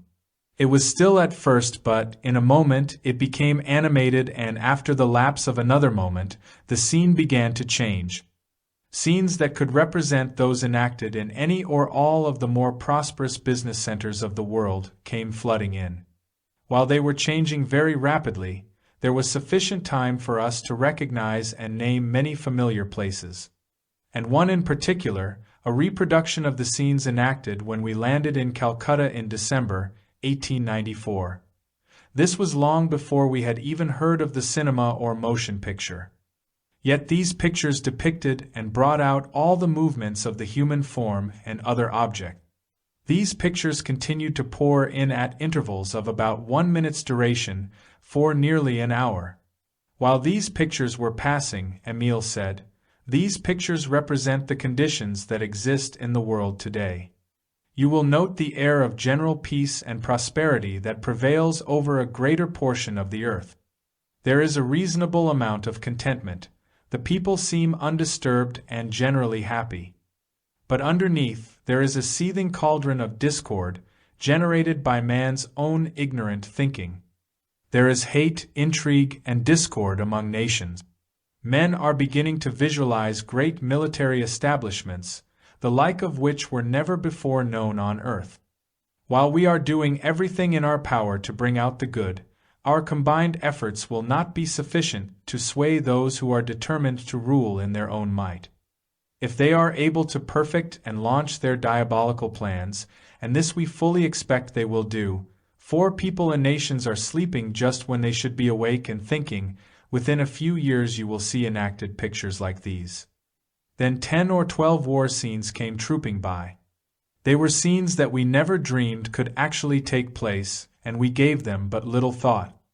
Emil continued, "We are hoping almost against hope that these can be averted. Time will tell, and these conditions are what we are hoping will prevail." Then scenes of beauty and peace beyond all description came trooping past. And Emil said, These are scenes which all of you will see enacted, but we wish you would, in so far as possible, put the second series of pictures out of your minds, as that will help us more than you think. After a short pause, one of our party asked what the words Lord God implied, and Emil continued. The Lord God was used to designate the perfect being that the divine principle, or God, created to bring out his qualities here on earth. This being was created in the image and likeness of the divine principle and had access to, and could use, everything that the divine principle had. This being was given power and dominion over every condition that existed upon the earth. This being had all the potentialities of the divine principle and the power to bring them forth as long as he cooperated with the divine principle and developed the faculties that had been given him, in the ideal way that the divine principle had planned or was holding in mind. This being was afterwards called Lord God, which meant expression in creative action or the law of God. This is the perfect being that the divine principle holds in mind for man to express. This is the divine and only man that the divine principle created. Man, or the spiritual side of his nature, has access to and can become this Lord God or one man. This divine man afterwards became known as the Christ. He had dominion over heaven and earth and all things therein. Then the Lord God, using his power to create, did create other beings like unto himself. These beings were afterwards called sons of the Lord God, and their Creator was called Father, and the divine principle was called God. Chapter 7. We had been occupied in this work for about 2 weeks when we went to the temple one morning and found our friend Chanderson, who had apparently died and been resurrected, with not a vestige of old age about him. There was no mistaking him. As we came into the room he arose and came forward with a hearty greeting and handshake. You can imagine our surprise as we gathered around and began to ask questions. We were like a gang of schoolboys turned loose, all attempting to ask questions at the same time. But the fact remained, there he was, with the unmistakable form and voice, but with not a trace of old age about him. Even the voice had regained the vibrant quality of middle age, and everything about him showed the quality of a well-developed life, buoyant and keenly alive. The expression of the eyes and face was far beyond anything that I could put into words. In the first few moments we could do nothing but picture to ourselves the contrast. When we had first seen him, he was a decrepit old man, leaning on a long staff for support, with long snow-white locks, halting step, and emaciated form. One of our party had remarked when we first met him, "Here we find among these great souls one so aged that he seems ready to pass to the great beyond." Of course, the transformation which we had witnessed just a few days previous had left its impression, but his sudden disappearance had rather taken him and the incident out of our minds, as we did not think we would ever see him again. It was more than a rejuvenation. I can compare it only to the transfiguration of the one we love and respect so dearly. That soul was surely reborn, judging from the contrast between his appearance the first time we met him and the way he looked this morning. It is true that we had known him only a short time, but we had been thrown in daily contact with him for a sufficient time to see and know that he was an old man. He was with us for nearly 2 years after this, acting as our guide and interpreter across the Great Gobi. Years after, when 2 or 3 of the party would meet and our experiences were recalled, the experience of that morning would be the first subject brought up. In recounting these events, I am not going to attempt to follow our whole conversation and record it word for word, for we consumed the greater part of 2 days in just talking, and I believe a detailed account would be tedious reading. Therefore, in this instance I shall bring out only the main point. After the first excitement had abated somewhat, we were seated and he began. As the body represents the lowest degree of thought activities, so the spirit represents the highest thoughts of divine mind. As the body is the outer expression of the thought, so the spirit is that in which the form takes its initial impulse direct from the divine mind. It is the immortal and real self, in which reside all the potentialities of divine mind.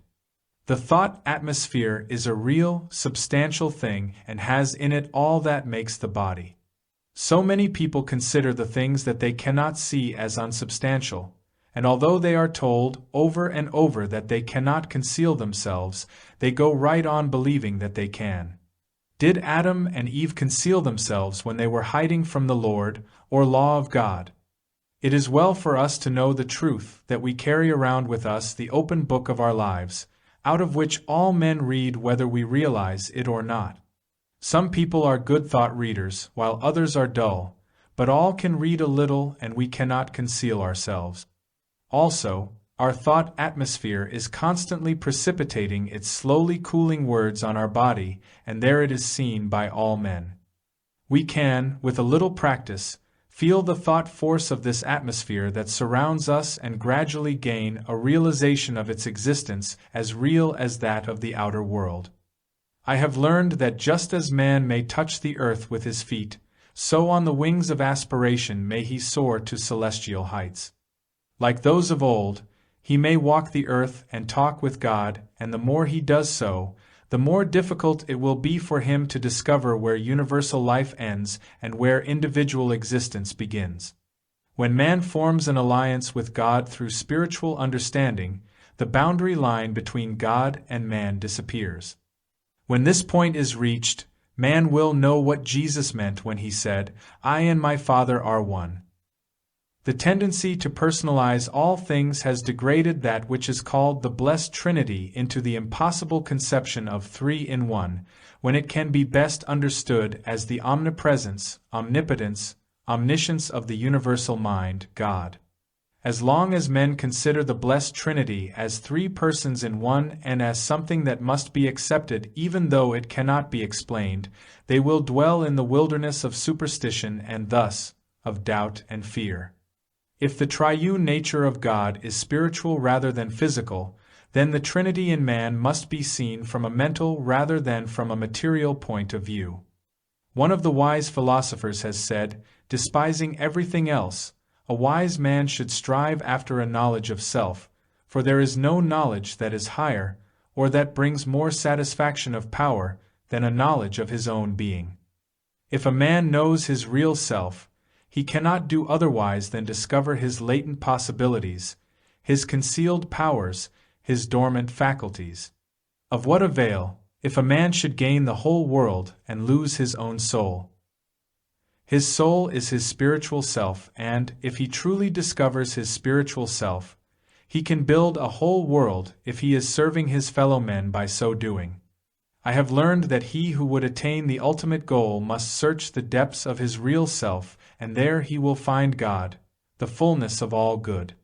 It is because man is a trinity in unity, composed of spirit, soul, and body, that, in a state of spiritual ignorance, he has the tendency to think on a level with the lowest degree of his nature, which is the physical. The ignorant man looks to his body for all the pleasure he gets, and there comes a time when he gets from the senses all the pain that he can stand. What he does not learn through wisdom he must learn through woe, and, after repeated experiences, he will not deny that wisdom is the better way. Jesus, Osiris, and Buddha said that with all our understanding, we must get wisdom. Thought, operating on the plane of the intellectual, raises the vibrations of the body to a point which corresponds to liquid. On this plane, thought is neither wholly material nor wholly spiritual. It is vibrating like a pendulum between materiality and spirituality, but there comes a time when one must choose which one he will serve. If he chooses materiality, a world of confusion and chaos awaits him. He may choose the spirit, and, if he does so choose, he may ascend to the dome of the temple of God in man. This state of thought can be compared to the gaseous in matter, which is elastic and tends to expand indefinitely. God always leaves it for man to say whether he will control his fluidic stream of thought in the direction of those celestial heights which bear him above the fog line of doubt, fear, sin, and sickness, or let it sink to the sordid depths of the animal in man. If, in thinking of man as a trinity of spirit, mind and body, we consider him principally from the standpoint of mind, or soul, we shall see that he occupies a position between two great extremes of mental activity, the lower of which is the body, and the higher, the spirit. Mind is the connecting link between the visible and invisible. Operating on the plane of the senses, the mind becomes the seat of all the animal appetites and passions. It is the serpent in man's Garden of Eden which beguiles him into partaking of the poisoned fruit. When Jesus said, "As Moses lifted up the serpent in the wilderness, even so must the Son of Man be lifted up," he was not referring to the raising of his body on the cross, but to the elevation of the soul or mind above sense delusions. Standing between spirit and body, though separated from neither, the soul or mind is capable of thinking even lower than the brute thinks.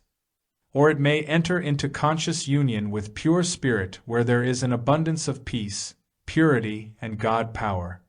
When the Son of Man is lifted up to that realm in which he rises above the fallacies of the physical realm, he thinks and acts on the plane of pure intelligence. There he discriminates between those instincts which he shares with every other animal and those divine intuitions which he has in common with God. I have been shown that when man thinks on a plane with pure spirit, the soul enters consciously that realm wherein it perceives the ideal of things, rather than the things themselves. It is no longer dependent upon the senses, but, with clearer vision, it sees the broad horizon's grander view. It is here that truth is revealed by divine intelligence and speaks the inspiring and health-giving message. When the Son of Man has been lifted from the depth of his material world and has been surrounded by pictures of tranquil beauty and refinement of the mental world, after a time he is seized with a healthy dissatisfaction, and the ever-upward urge of the soul bears him to higher realms. There he no longer sees the pictures of tranquility, but dwells in the land of tranquility, surrounded by perpetual beauty. He has glimpsed the inner, and to him that has become the all, and the outer has become the inner. He lives in a world of causes where before he moved in a world of effect. The spirit of triune man is pure intelligence, that region of his being where neither sense testimony nor human opinion has any weight against ascertained truth. It is the Christ within, or the Son of God in the Son of Man, the discovery of which sets at rest doubt and its discouragements. It is from this pinnacle of his being that man views all things with the clear vision of the educated soul. He beholds more things in heaven and upon earth than are dreamed of in any philosophy. When he has learned that he is not body with a mind which is ruled either from within or without, but that both can be made obedient servants to his real spiritual self, he has brought into expression that God-given dominion with which he was originally endowed. Spirit is the supreme essence of man's being. It is never diseased and never unhappy, for, as that great soul, Emerson, says, it is the finite that suffers. The infinite lies stretched in smiling repose. Job of your Bible told you that man was spirit and the breath of the Almighty gave him life. It is, indeed, the spirit in man which gives life, and that spirit rules his lower activities. Spirit issues commands with authority, and all things become subordinate to righteous rule. A new era, wrapped in the garment of approaching day, is dawning in the hearts of men. And soon again will the virgin Spirit of God shine forth from the heart, and the door again will open, by which all who will may find entrance to a larger and fuller life. Young, vibrant, with perennial youth and hope and endeavor, the soul of man stands on the threshold of a new era, more glorious than any other that has brightened the sky since creation's dawn. The star of Bethlehem shone brighter at Jesus' birth than it had before, but soon its brightness will be like a noonday sun, for this new light foretells the day when the Christ is born in the hearts of all men. Chapter 8. The next morning Chanderson continued his talk. I have been shown beyond a question of doubt that the human intelligence can be transmuted into divine intelligence. As this was made plain to me, I found that I could enter the kingdom of God, and that kingdom was right within. Now I know that God is the only power, omnipresent and omniscient, and that sin, discord, sickness, old age, and death belong only to a past experience. I now perceive the reality and know that I had been lost in the mist of illusion. Time and space have completely disappeared, and I know that I now dwell in the subjective, and that it belongs to the objective world. Had it been possible for me to have held to the promptings and the glimpses the finer senses have revealed from time to time, how many weary and anxious hours would I have been saved! While in youth I, like the greater portion of humanity, decided that there was but one life to live, and that was the gratification of self in every way, so I determined to get the most out of that life. I made self-seeking the principal aim in life, and I gave the animal passions full sway, with the result that I dissipated the life fluids of my body until it was but the empty shell that you first saw. Let me bring forth a picture that will more graphically illustrate my thoughts. He sat silent for a moment, and a picture like those already described appeared upon one wall of the room. This was the picture of himself as we had seen him a short time ago. It was that of an old man, tottering along, leaning on his wooden staff. Following this was the likeness of the man as he appeared this morning. He continued, "The first represents the one who has dissipated the energies and life fluids of his body until nothing but the empty shell remains. The other represents the one who has conserved his energies and the vital life fluids within his body. You look upon this in my case as a complete and entire rejuvenation, which is true. But I look at it from another angle. How many could be as fortunate as I was, to have the help, sympathy, and assistance of those dear ones as I have had? In order that you may get my thought, let us follow the life of a person from birth to the end, as so many look upon death. The child is born. It is unconscious of the life-carrying fluids which course through its body, as they are inactive because the organs that generate life fluids are inactive and not yet developed. During this stage of development, if the child is normal, it is beautiful, active, and bubbling over with life. The life fluids are built up stronger and stronger, until the child reaches the stage of development where the life fluids are active, and they may be dissipated. If this dissipation takes place, in a few years the child begins to show age. The eyes lose their luster, the body its activity and grace. The features become set. In a few more years the brain loses its power of coordination with the muscles and the body is that of a decrepit old man or woman, but the empty shell of the former self. Then take the person who has conserved all the life fluids and allowed them to circulate in their natural course through the body, and see how strong and vigorous that one is. Should that one go on always conserving the life fluids, even though he did not perceive any higher idea of life than to be born, live a short time upon this earth, then pass on, the span of that life would be extended from 3 to 4 times that of a person who has dissipated the life fluids. If he does perceive that there is a greater scheme in God's plan for him, he will at all times conserve the life fluids in the body, as he soon finds that they are a necessary adjunct for perfect development. It was only a short time ago that your learned men began to know of the delicate system of arteries and veins composing the circulatory system of your bodies. It is still left for them to determine that there is a far more delicate and subtle circulatory system throughout the body, which carries the life force to every atom. Through your nervous system this life force is sent to a set of cells in the brain. These cells, in turn, act as a distributor for the force, and it is sent out to every atom of the body along the nerves, for which it has an affinity. It also acts as a protection for the nerve. If the life force is dissipated, the cells become set and cannot change for the new cells that are formed to take their place, and the new cells are thrown off instead of the old ones, which gradually decompose and die. If the life force is conserved, the cells change as readily at 500 years as at 10. It will be found that when all the life force is conserved, the body can be so charged with life that you can speak life into all forms. You can paint a picture, model a statue, or take any of your handiwork that expresses your ideal and breathe the breath of life into it, and it will become alive. It will speak to you and to others who can see the life inspiration that you have spoken into it, and it will be active because you, the Lord God of you, has spoken, and it is as He wills. But those forms will not assume the human unless you carry them to the God life. If you do give them life, you must carry them through to the pure God life. Then they are perfect forms, as you are perfect, and you have fulfilled your responsibility. This you will find is true genius. There is one vital error that I wish to point out. The genius, as you consider him, as he begins to develop, has consciously or unconsciously acquired the ability to conserve and send the life forces in their purity through their natural channels.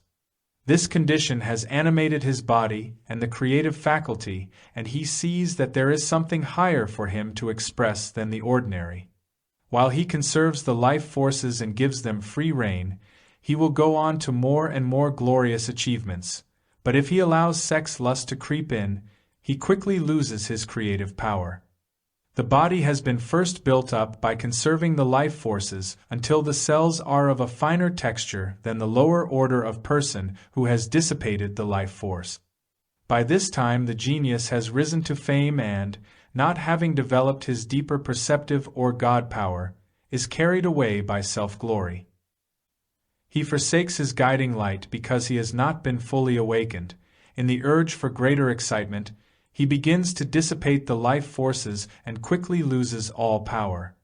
For if man does raise his thought above the animal passions and conserves the life forces until the body has begun to take on the finer texture, then allows himself to fall back, he will go back much more rapidly than one that has not been thus awakened.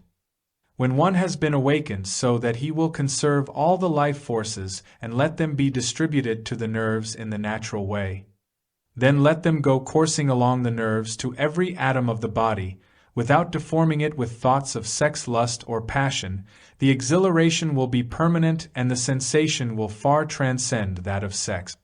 The serpent will be lifted up and will need to crawl on its belly through the murk and mire of lust and passion. If man could understand that this life fluid is many times more vital than a corresponding amount of pure blood, he would conserve instead of dissipate it.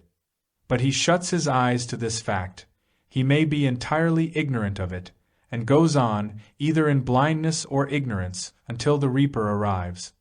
Then a wail goes up, for he does not admire the harvest. You look upon old age with veneration and snow-white locks as a crown of honor, which I would not detract from in any way. But as you look upon the picture, I leave it for you to decide which is the more to be honored, he with the snow-white locks, who has by ignorance or direct perversity brought decrepitude upon himself, or the one who, in maturity, becomes more vital, strong, and better equipped to meet the advancing years, and because of them is more kind and generous. I recognize that the one who reaches the end through ignorance is to be pitied, while the one who knows and reaches the same end is unspeakable. Chapter 9. During the preceding September we had arranged to meet a party in the Gobi Desert, and they were to accompany us to the site of 3 of the ancient ruined cities, the locations of which are given by some of these records. While we had not, as yet, seen these records, we had been told of their existence. Those which we had previously seen, and which had aroused our curiosity, were but copies of the records we had before us.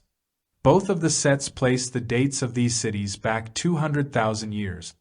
It is claimed that the inhabitants were in a high state of civilization, as they knew the arts and crafts and were able to work with the metals. That gold was a very common metal, so common that they used it in making drinking vessels and for shoeing their horses. It is claimed that these people had a good command over all the natural forces as well as their own God-given powers. In fact, the legends, if legends they are, as told therein are quite similar to those of Greek mythology. If the maps are correct, this huge empire covered the greater portion of Asia and extended into Europe as far as the Mediterranean Sea, where France is now located, and the greatest elevation was about 600 feet above sea level. It is claimed that this was a great plain area, very productive and well populated, and a colony of the motherland. There is no question that, if the remains of these cities can be found and uncovered, some very valuable history will be disclosed, as the description the records gave of this country far outshone that of ancient Egypt for pomp and splendor during the dynasties of its 7 kings. Even before the reign of these kings, it is described as being far more prosperous. The people ruled themselves, there were no wars and no vassals or slaves. They unquestionably named their ruler, directive principle, and they loved and obeyed that directive principle. These records state that the first king of the first dynasty usurped the rule from the directive principle and set himself upon a throne as ruler. Time had passed rapidly. We were busy getting everything in readiness to join the expedition, as we were obliged to be on our way in order to keep our appointment in May at the meeting place agreed upon, where we were to replenish our supplies and equip the main expedition for the final journey. Words absolutely fail me when I undertake to record my thoughts and feelings as the time for our departure drew near.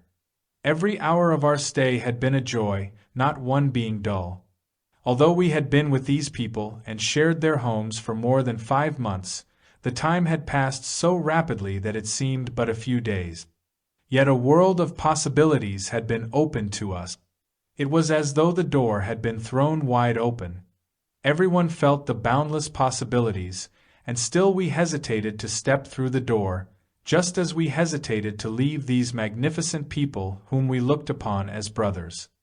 I believe there is a time in the life of every mortal when he or she can see the door fully opened, just as each of us saw it that beautiful April morning, and each and every one can see the vast possibilities that may be attained. I am going to ask the readers to throw aside all prejudices for a time and, if they are able to do so, see as we saw. I do not expect you to believe, but I do want you to understand that it is one thing to write about these people and an entirely different thing just to sit at their feet and listen. It seemed that if we would walk boldly up and step through the door, all attainment would be ours, yet we hesitated. Why was it so? Because we did not fully believe. We allowed tradition to drag us back and close the door. Then we said the hand of fate had closed it to us. But we must come to realize there is no fate save that which we ourselves allow. Here were a kindly, simple, yet most magnificent people, some of whom for generations and perhaps always have lived just through that door, and that life is practical to them. There is no precedent nor tradition here, nothing but a pure, honest life, well lived and lived right here on this earth. I leave it to the reader to make the contrast. We did hesitate to leave these dear kindly souls to whom we had become so attached in the last few months, yet we know that other things awaited us, and we looked forward eagerly to them. We bade our friends good-bye that beautiful April morning, with cordial handshakes and salutations, amid hearty invitations to come again. With a final good-bye and Godspeed, our faces were turned northward, this time actually to cross the great Gobi, with its tales of terrible hardships as dim visions in our imaginations. But we were unafraid, for Emil and Jast were again with us, and Chander Sen in Nepro's place. To us, who had visited many lands, as the company swung along the trail, it was but a part of the day's work. Everyone in our little band was glad to be there. Not one but recognized that a new world had begun to open and unfold. All recognized the remoteness of the country and the hazards of an ordinary trip of this nature, yet there was that irresistible urge to go on. With the absolute confidence we had in our great friends, all fear or thought of inconvenience for self was thrown to the winds, and we entered into the zest of the thing with the enthusiasm of schoolboys. We were accustomed to the remote places of the earth, but never had we experienced a country so remote, yet one where we could travel with the freedom and ease that we were experiencing here. Do you wonder that we were infatuated with the country and our benefactors? We felt that we could go right on north until we had negotiated the polar regions and conquered them. We had not gone far when one of our party remarked, "If we could travel as those fellows can, this part would be easy. Just because we cannot travel as they do, they plod along with us." All went well until the evening of the 7th day out. At about 5 o'clock that afternoon we were just emerging from a deep ravine which we had followed down in order to gain access to the more open country below, when one of the party called out that there were horsemen in the distance. We turned our glasses upon them and counted 27 horsemen who seemed to be fully armed. We reported this to Jast, and he said they probably were one of the roving bands that infest the country. We asked if they were one of the bandit bands, and he said that he suspected they were, as they did not appear to be tending any flocks. We left the trail and proceeded to a clump of trees and made camp for the night. While the camp was being prepared, 2 of our party crossed the stream near which we were camping and climbed to the top of a ridge that would give them an outlook over the rolling country. When they had gained the summit they stopped and, placing their field glasses to their eyes, stood for a moment, then turned and hurried toward camp. As soon as they came within hailing distance, they reported that the party of horsemen was not over 3 miles away and was riding toward our camp. At this time someone remarked that he believed it was going to storm. We looked and, sure enough, there was a heavy bank of clouds gathering in the northwest and fog was drifting in from every direction. We became very uneasy as we could now see the band of horsemen through the approaching storm, coming down a rolling slope directly toward our camp. We were very much disturbed about the appearance of this band. Although there were 32 in our party, we did not have a firearm of any description.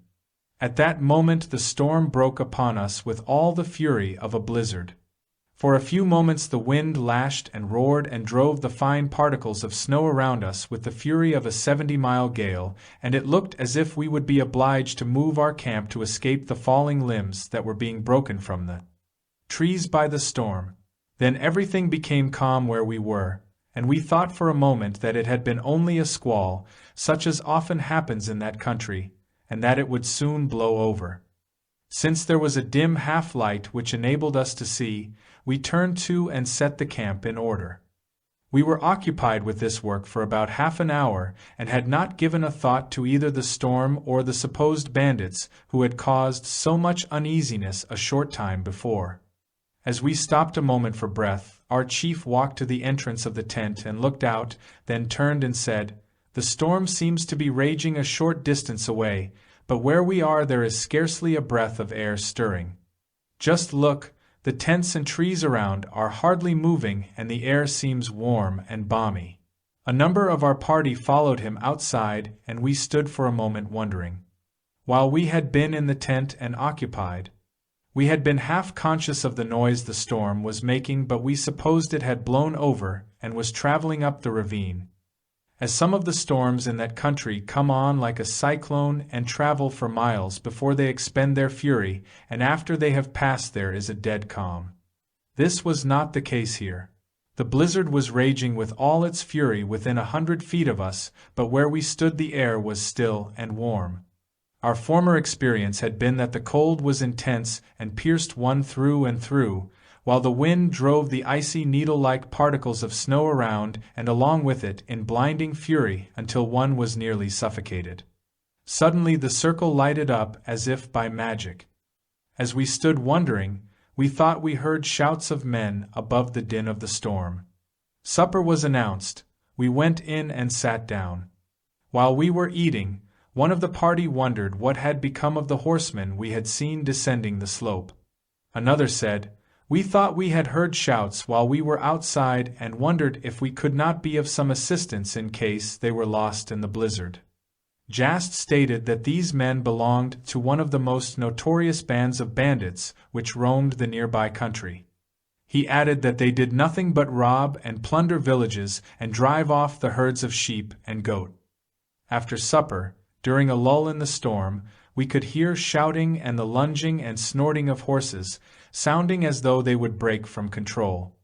Although they seemed but a short distance away, we could now see them, so dark and dense was the snow that was whirled along by the wind, neither could we see any sign of a campfire.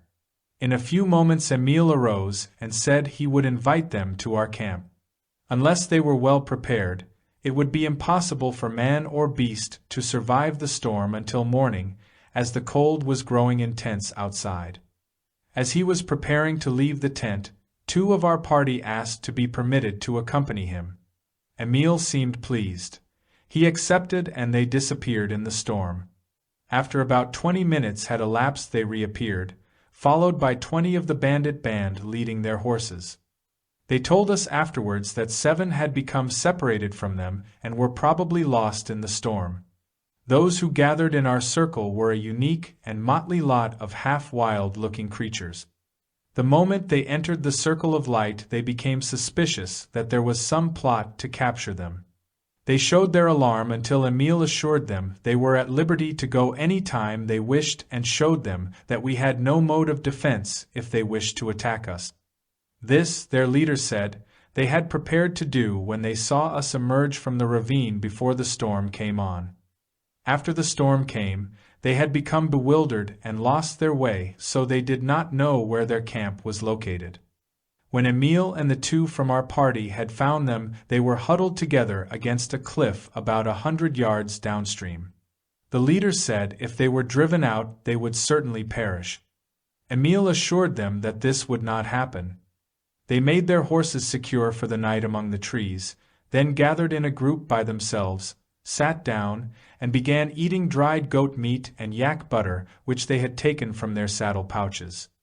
While they were thus occupied, they kept their arms near at hand and would start and listen at any increased sound. They talked and gesticulated freely. Jas told us they were wondering at our equipment and the light, why the wind was not blowing, why it was warm within the circle, and why the horses were so content. One of the party, who was doing most of the talking, had heard of our friends before. He was telling the group that these people were like gods and could destroy them, the bandits, in an instant if they would. Jast also said that some of the party were attempting to influence the others to take everything we had and go on, as they thought it was a plot to capture them, but that this one man was standing firm that we should not be molested. He was telling them that if they did harm us, they would all be destroyed. After the talk had gone on for considerable time, 8 of them arose and came over to us and told Jast they would not stay. That they were very much afraid and were going to try and go to their camp, as it was located on the same stream but a few miles below. They had been able to get their location from the clump of trees where we were in camp. They then mounted their horses and rode away downstream. In about 20 minutes they all returned, saying the snow had fallen so deep their horses could not travel and face the storm, which was the heaviest they had experienced for many years.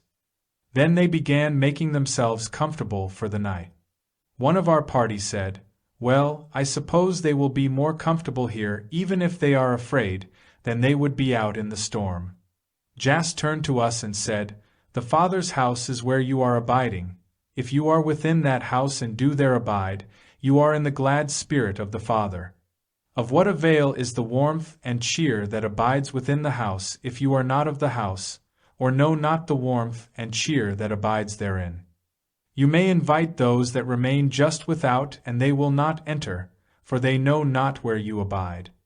These dear ones here, while they feel the warmth, will not come nearer for the reason that they have always preyed upon their fellow men, and they cannot understand that those same men whom they have looked upon as legitimate prey should befriend them without some reason for doing so, especially as they do not belong to their band. They do not know that within the snow or cold, or heaviest storm, the Father abides, and that those who make his home their home and therein abide cannot be harmed by storm or wind or tide. It is only when you are out of contact with God that the winds, the storms, and tides sweep over you. It is when one can stand steadfastly and unwaveringly with his eyes fixed directly on God, knowing and seeing no other, that he can accomplish what you now see. Our thought is, I stand steadfastly with my eyes fixed on you, O Father, knowing naught but you, Father, and I see naught but God in all things. I stand firmly on the holy mount, knowing naught but your love, life, and wisdom. Your divine spirit pervades me always. It surrounds me and abounds within and without me always. I know, Father, that this is not for me alone, but it is for all thy children. I know, Father, that I have naught but that which they have, and there is naught but God for all. I thank thee, Father. The real peace may be found even in the heart of the storm, but deep in the heart of the man who has found himself is the true calm. On the contrary, man may be in the remote wilderness alone with the twilight and the vast silence of nature, and yet be torn by the winds of passion or shaken by the thunders of fear. Nature, carelessly observed, seems to have given brute strength, greed, and capacity for shedding weaker animals' blood an incomparable advantage. But notice the following simple facts that few have thought about. There are more lambs in the world than lions. That is not an accident. Nature is not a blind, blundering thing. Nature is God at work, and God neither wastes material nor does he blunder in his building. Does it not strike you as a strange thing that in the melting pot of nature's primal forces the lion had not eaten up the lamb before man appeared upon the scene? The lamb has literally whipped the lion in the struggle for existence. Nor is it man's siding with the lamb against the lion that explains the result. In all probability man began his career of slaughter by killing the docile first. It is certain that he kills more lambs than lions. It is not man but nature that pronounces condemnation of lion's kin. Reflect a moment and you will see that nature cannot give distinctive strength in opposite directions to the same animal. The lion is a great fighter but a slow breeder. All the strength of his fine body goes to fighting form. Having young is detrimental and becomes the incident of his life. The lamb, on the other hand, is not a fighter and, therefore, is weak. The lamb spends no energy in fighting and accordingly is a better breeder. Nature acknowledges that in creating the lion she made a mistake. She is correcting that mistake. The lion and all other animals whose instinct is to kill are disappearing. There are no exceptions to this sentence of extinction pronounced by nature's immutable law against all beings of the preying kind. Nature rules according to an eternal equity and, by the very law of the universe, the fighter fights a losing battle, always has and always will, whether he be the animal or the animal man, in the forest or in the city, now and forever. The lion loses. He loses when he wins. He dies when he kills.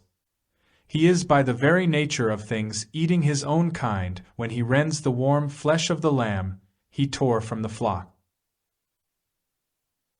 When the first lion struck his prey with his mighty paw and growled through his bloody chops the delight he felt, he was singing, not the death of the helpless that he was eating, but the funeral hymn of his own kind. Savagery is a poor rallying point. Lions do not herd. Bears do not go in flocks. Savages among men form small groups and fight each other. Wildness turns on its own kind among beasts or men and is a source of weakness. In the analogy of things, wild beasts must go. No great soldier ever really conquered anything. His victories are all illusions. Soldiers' empires, if they rest on nothing more substantial than the sword, swiftly fall to pieces. In the end, the soldiers must repudiate force and resort to justice and reason, or their empires crumble. The beast of prey, whether he is brute or human, is solitary, hopeless, and helpless, irrevocably doomed, for gentleness is the real strength. Gentleness is the lion, with all of the lion's attributes, except the taste for blood, and slowly all life is coming beneath its all-conquering rule. Man is made or unmade by himself. In the armory of thought he forges the weapons by which he destroys himself. He also fashions the tools with which he builds for himself heavenly mansions of joy, strength, and peace. By the right choice and true application of thought, man ascends to the divine perfection. By the abuse and wrong application of thought, he descends below the level of the beast. Between these two extremes are all of the grades of character, and man is their maker and master. These bandits are the remnants of a once great and prosperous people. Their forefathers inhabited this country when it was a beautiful, thriving, industrial empire. They knew the sciences and arts. They also knew their own origin and power, and they worshipped that origin and power only. There came a time when they began to look to the body for pleasure, and in time the body failed them. Then a great cataclysm swept over the land, devastating it and leaving only a few scattered people on the higher ground. These developed into communities and became the larger races of Europe. The region where we are and that of the Gobi were cut off and razed bodily until nothing grew. The people were so nearly destroyed that there were only a few isolated communities and, at times, only 1 or 2 families left. These gathered in bands and are the ancestors of the present people. They cannot prosper as they are continually at war with each other. While their history and origin have been forgotten, their religion and legends can be traced to the one source. Wherever you find them, you will find some of the fundamentals alike, although their forms differ widely. When we were leaving, 2 of the men asked if they could join our party. As we were, expecting to recruit a number of helpers in the next large village, about 70 miles farther on, we gladly accepted them, and they were with us until we returned that fall. Chapter 10. One morning the party which relieved our chief's party reported that there were horsemen approaching our camp from the north. When we reached the surface we found they were headed in our direction, and it looked as though they were another bandit band, since they were evidently following the trail we had made on our way there. As we stood looking, Jast came up and said, "They are a party of bandits who are determined to loot the camp, but I do not think we need fear." We waited for them to approach, and they came on to within 500 yards of our camp, then halted. After a short interval 2 of the men rode up and, after exchanging greetings, asked what we were doing there. They were told we were attempting to find a ruined city. To this they replied they did not believe a word of what we said. They suspected we were looking for gold, and they had come to take our equipment and supplies from us. We asked if they were government soldiers, to which they replied they did not recognize any government, as the strongest party was the one that won in that country. As they saw no evidence of firearms, I believe they came to the conclusion that there must be a larger force than was evidenced by what they could see. They returned to their band to talk over the situation. After a time the 2 came back and told us that if we submitted peacefully they would not harm any of us, but if we did not they would advance and shoot everyone who showed resistance. We were given 10 minutes to decide, and after that time they would advance without further preliminaries. To this Jast replied that we would neither resist nor surrender. This seemed to anger them, and, wheeling their horses, they started back toward the band, waving their arms. Then the whole band came toward us at full gallop. I confess that I was badly frightened, but almost instantly we seemed to be surrounded by a number of shadowy forms on horseback, galloping around us. Then these forms became more lifelike and increased in numbers. Evidently our visitors had seen what we were witnessing, for their horses were either reined in quickly or stopped of their own accord as they began to rear and plunge and get beyond control of their riders. In a moment there was wild confusion among the band, which numbered about 75 horsemen.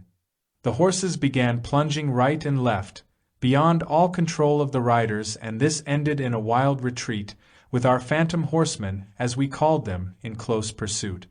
After the excitement was over, our chief and 2 of the party, including myself, walked out to where the main band had halted and could find no tracks except those made by the robbers themselves. We were very much mystified at this, since the relief had looked as real to us as did the bandits, and the rescuers had seemed to have come from all sides.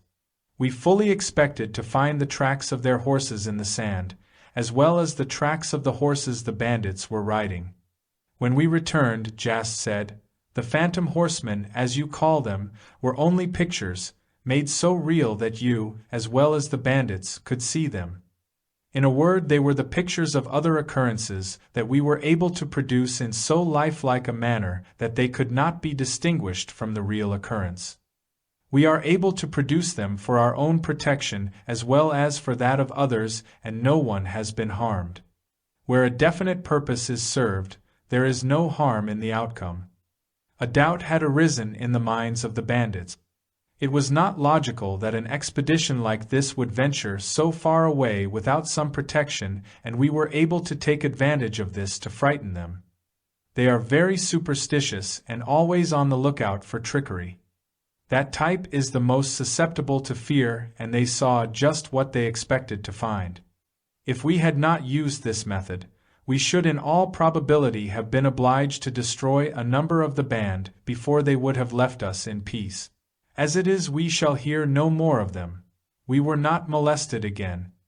The beautiful lady continued, "If you could only see that the tragedy of Jesus' life ended with the crucifixion, that the joy of the Christ life began with the resurrection, and that the goal of every life should be the resurrection rather than the crucifixion. In this way all may follow him into the more abundant life of the Christ in them. Can you think of a more joyous and abundant life than to be one with this mighty power, this power of the Christ within? It is here you may know that you were created to have dominion over every form, thought, word, or condition. In living this life, which is the fulfillment of every need, you will find that you are living an exact, scientific life. Jesus increased the few loaves and fishes the little lad had, until he was able to supply ample for the multitude. You will observe that he bade them sit down in an orderly expectant attitude, ready to receive the increased supply by fulfilling the law.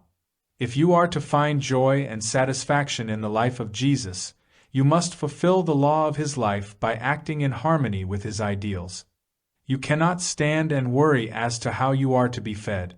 If Jesus had allowed this, the multitude never would have been satisfied. Instead, he quietly blessed and gave thanks for that which he had, and the supply was increased in sufficient measure to meet every need. Living did not become a difficult problem until man disobeyed and refused to listen to the inner voice. When he returns and again learns to listen to that inner voice, he will cease to labor for the means of a living, but he will work for the joy of creating. He will enter into the joy of creating, and he will create under the law of the Lord or Word of God. Through his Word he will find that he can move upon the all-loving and all-enfolding substance of God and bring into visibility every ideal he holds in thought. It was in this way, step by step, that Jesus mounted to the heights and proved the supremacy of the Christ in him over the limited concept of mortal thought. When this is realized, work becomes a joyous quality of one's being. Jesus proved that the truly spiritual life is the only joyous life. He became clothed with dignity and glory because of his victory, yet that victory left him as free as a little child. Although the world is not wholly awake to its desire, it is this desire of joy and great blessing that it is seeking. Man may seek satisfaction in the pursuit of personal things, unmindful of the law that says he shall lose that which he seeks for selfish gain. But through the losing he soon finds that the fall of the personal but marks the ascent of the spiritual. He realizes that man's extremity is God's opportunity. You must know that you are entitled to every good and perfect gift of God, and you must prepare to receive those gifts through the knowledge of God as your divine nature. If you separate yourself from God in thought, you will also separate yourself from Him in manifestation. In order to enter fully into the joy of life, you must seek life and joy, for the fullness and joy that life gives to all humanity. The laws for the establishment of heaven here on earth, which Jesus taught and which you have seen applied in a very small measure, are exact and scientific. Man, being the son and true likeness of God, contains within himself the true Spirit of God, his Father.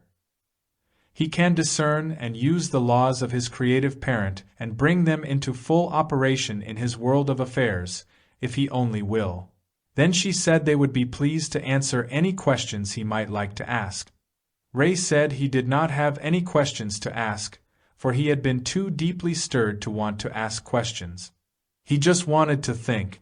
He said he had some things he wanted to say, and he hoped they would not take offense, for offense was not intended in any way. He continued, "We came here, as we supposed, to find the remains of a people long since dead and gone. Instead, we find a people living a far more wonderful and active life than can be comprehended. If this thing that we have seen could be heralded abroad, you would have the whole world bowing at your feet." The three ladies said they did not wish the world to bow at their feet, but they longed to see all mankind bowing at God's feet. They went on to say that mankind already had too many idols. The ideal was the thing really needed.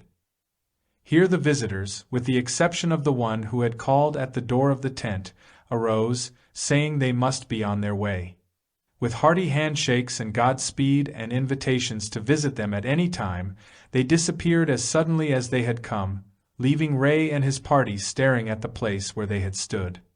After a moment, he turned to the man who had remained and asked his name. He was told that it was Baird T. Then Ray said to him, "Do you mean to say that you are able to come and go at will, without any visible means of conveyance, as we have just seen, defying every known law of gravity and physics?" Baird T. answered, "We do not defy any law, neither do we harm a single law of man or God. We cooperate with and work according to all laws, both of nature and God. The means of locomotion which we use, although invisible to you, are perfectly visible to us. The trouble is you do not see them, consequently you do not believe. We see, believe, and know, and we are able to utilize them.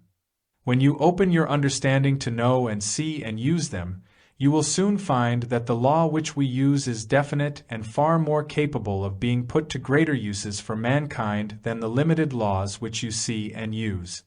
Some day you will find that you have only touched the surface of man's possibilities. We are always pleased to assist you in any way we can." Chapter 11. As we stood watching the sunset, on the eve of our departure, one of the party said that he had begun to wonder how old civilization and religion really were, and whether the two had really come hand in hand down the long ages of time. Jast replied, "That depends upon what you mean by religion. If by the use of the word religion you mean creed, dogma or sect, or perhaps superstition, it is very young and does not antedate 20,000 years. But if by the word you mean a reverence for the true philosophy of life, a true reverence for life itself, thus a true reverence for the sublime purity of God, of the great creative cause, then you may trace this back beyond all history, all mythology, all allegory, to the time of man's first advent upon earth. Before kings, emperors, or man-made rule held sway in the heart of the first man, there burned or shone forth the greatest reverence for the source of all life and the beauty of that life. The beauty and reverence of that pure soul shines undimmed through the long ages, and so it will shine on undimmed through all eternity. When man first took up life, he knew full well the source. He had the deepest reverence for that source, and that reverence you now know as the Christ. But, as we come on down the dim corridors of time, we find them divided into the innumerable sects, creeds, and dogmas until those corridors are divided into such a network that they present a veil of disbelief and superstition. Who, I ask, divided them, did God or man? Who is responsible for the great vortex of sin and inharmony this division has caused? Will you pause for a moment and think deeply, then ask yourselves, is it God or man that is responsible? Then think, does God sit somewhere in the sky looking down on this great web, altering a condition here or a condition there, interfering here or smoothing out a life there, praising one or condemning another, holding up the hands of one while he tramples the other? No, if there be a true giver of life, he must be omnipotent, omnipresent, omniscient, far above, around, and in all, pouring out his life to all, through all and above all, else he is not a true giver of all life.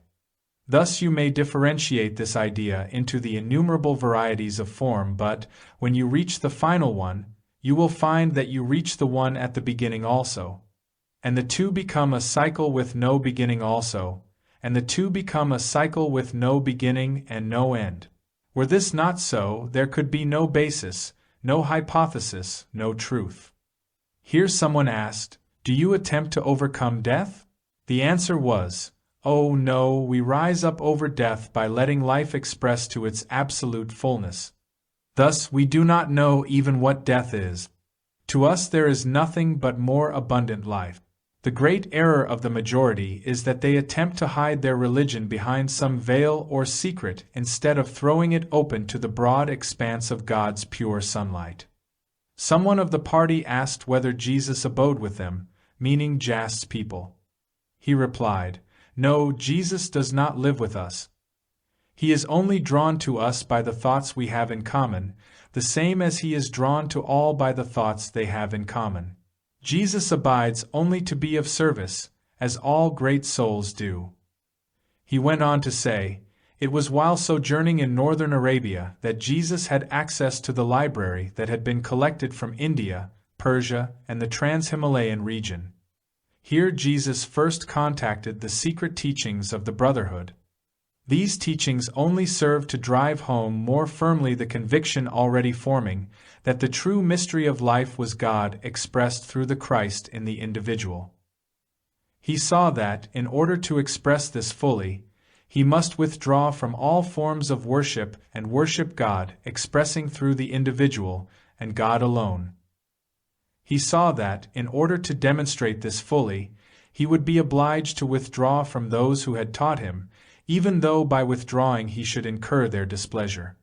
This did not deter him for a moment, so steadfast was he in his devotion to his cause and the great service he saw he could render to the world by that devotion.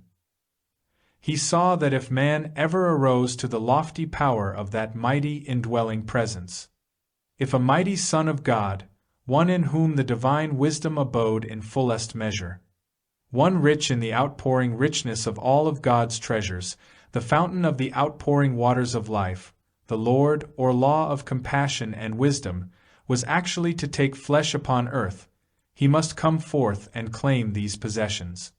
Then, with pure motive he must live the life, and he would bring forth that life, to which manifest presence the name of the Christ has been given. He stood forth and boldly proclaimed that the Christ that abode in him abode in all, that the celestial voice that proclaimed him the beloved Son proclaimed all sons of God, joint heirs and brothers all. This epoch is marked at his baptism, when the Spirit was seen descending from heaven like a dove upon him, and it abode with him. He also said, all are God's, manifest in the flesh. He boldly taught that ignorance is the cause of all sin. He saw that, in order to practice forgiveness or the science of forgiving, man must be enlightened to the fact that man has the power to forgive all sin, discord, and inharmony. That it is not God who forgives sin, for God has nothing to do with the sin, sickness, and inharmony of man. That man himself brought these into being, and man is the only one who can erase or forgive them. He saw that man must learn that ignorance is disregard and lack of understanding both of divine mind as the creative principle and of his relation to that principle. He saw that man may have all intellectual knowledge and be versed in worldly affairs, yet if he does not recognize the Christ as the living, vitalizing essence of God within him, he is grossly ignorant of the most important factor governing his life. He quickly saw the inconsistency of asking a perfectly just and loving Father to heal a disease or sin. He taught that disease is the effect of sin and that forgiveness is an important factor in healing, that sickness is not punishment sent from God, as many believe it to be, but is the result of man's misunderstanding of his real being. He taught that it is the truth which sets free. The purity of his teachings has caused them to outlive those of his teachers. When Peter said that he forgave 7 times, Jesus' answer was that he forgave 70 times 7, then went on forgiving until the act was universal. In order to forgive hate, he centered his attention on love. This was not only when it touched his life, but when he saw it manifest in the world about him. This truth was the inherent light that he saw in all, which would lead them out of darkness when applied with understanding. He knew that every overcomer was covenanted with his Lord to be continually forgiving sin, in meeting every inharmony with truth, and this was his way of being about his Father's business. He saw and understood that in no other way could the earth be transformed and peace and harmony prevail among men, and he said, "If you forgive men their trespasses, your heavenly Father will also forgive you." In order to appreciate the full value of this statement, you may ask, what is the Father? The Father is life, love, power, and dominion, and all of these attributes belong to the child by rightful inheritance. This is what Paul meant when he said we are joint heirs with Christ to the God kingdom. This does not mean that one has more than another. This does not mean that the eldest son gets the larger portion and the other half is divided by measure to the remaining children. To be a joint heir with Christ to the kingdom means to be an equal participant in all the blessings of the God kingdom. Sometimes others accuse us of making ourselves equal with Jesus. That is because they do not understand what is meant by joint heirship.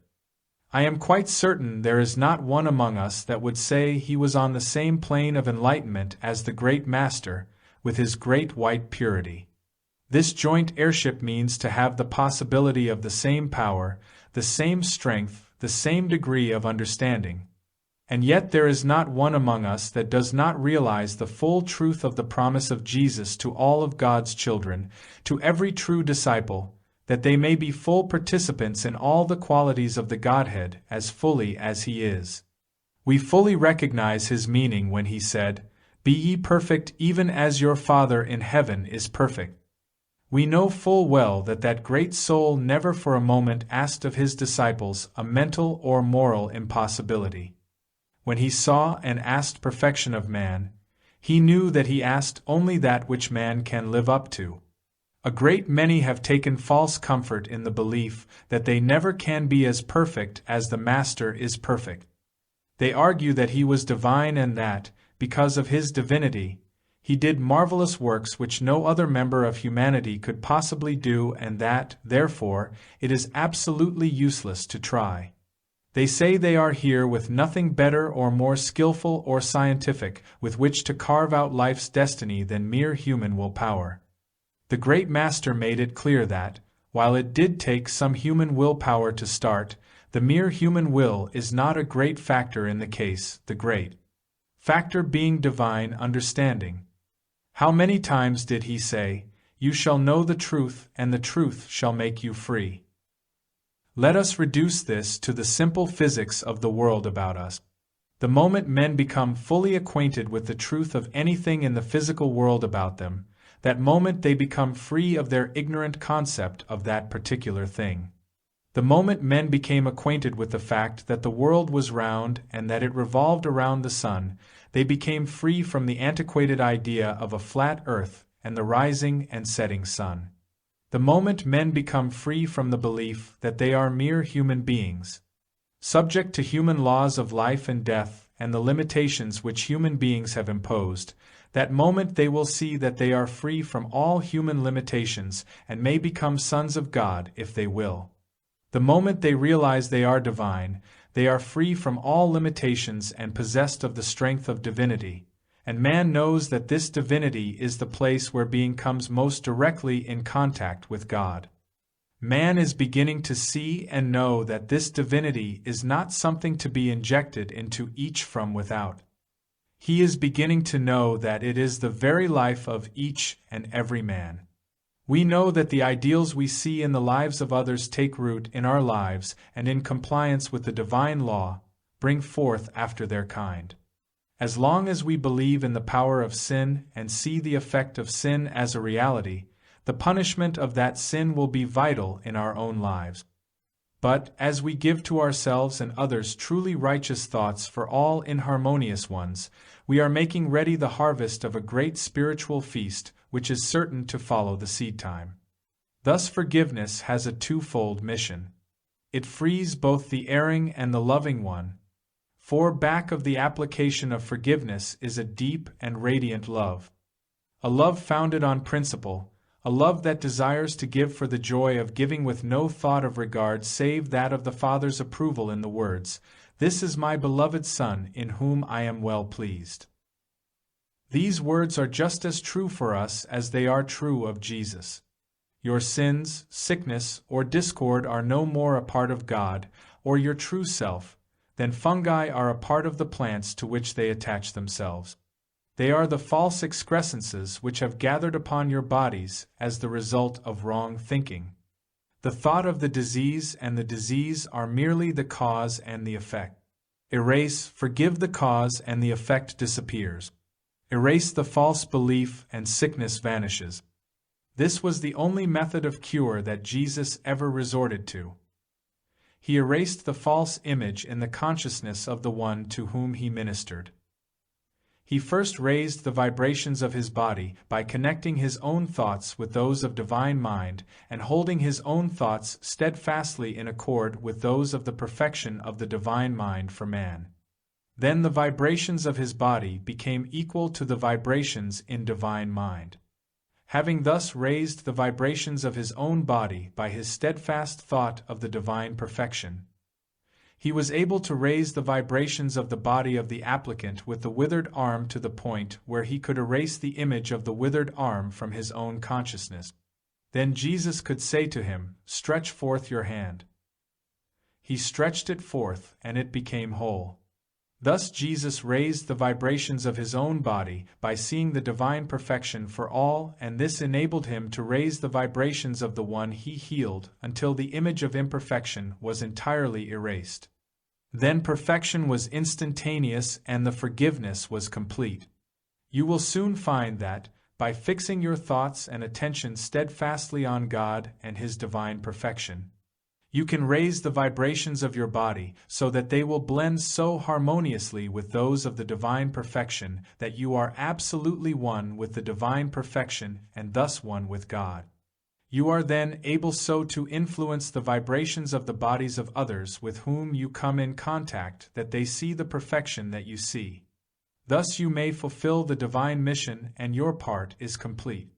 Or you may see imperfection and thus lower the vibrations until imperfection is the result, but if you do this, you cannot escape reaping the harvest of the seed you have sown.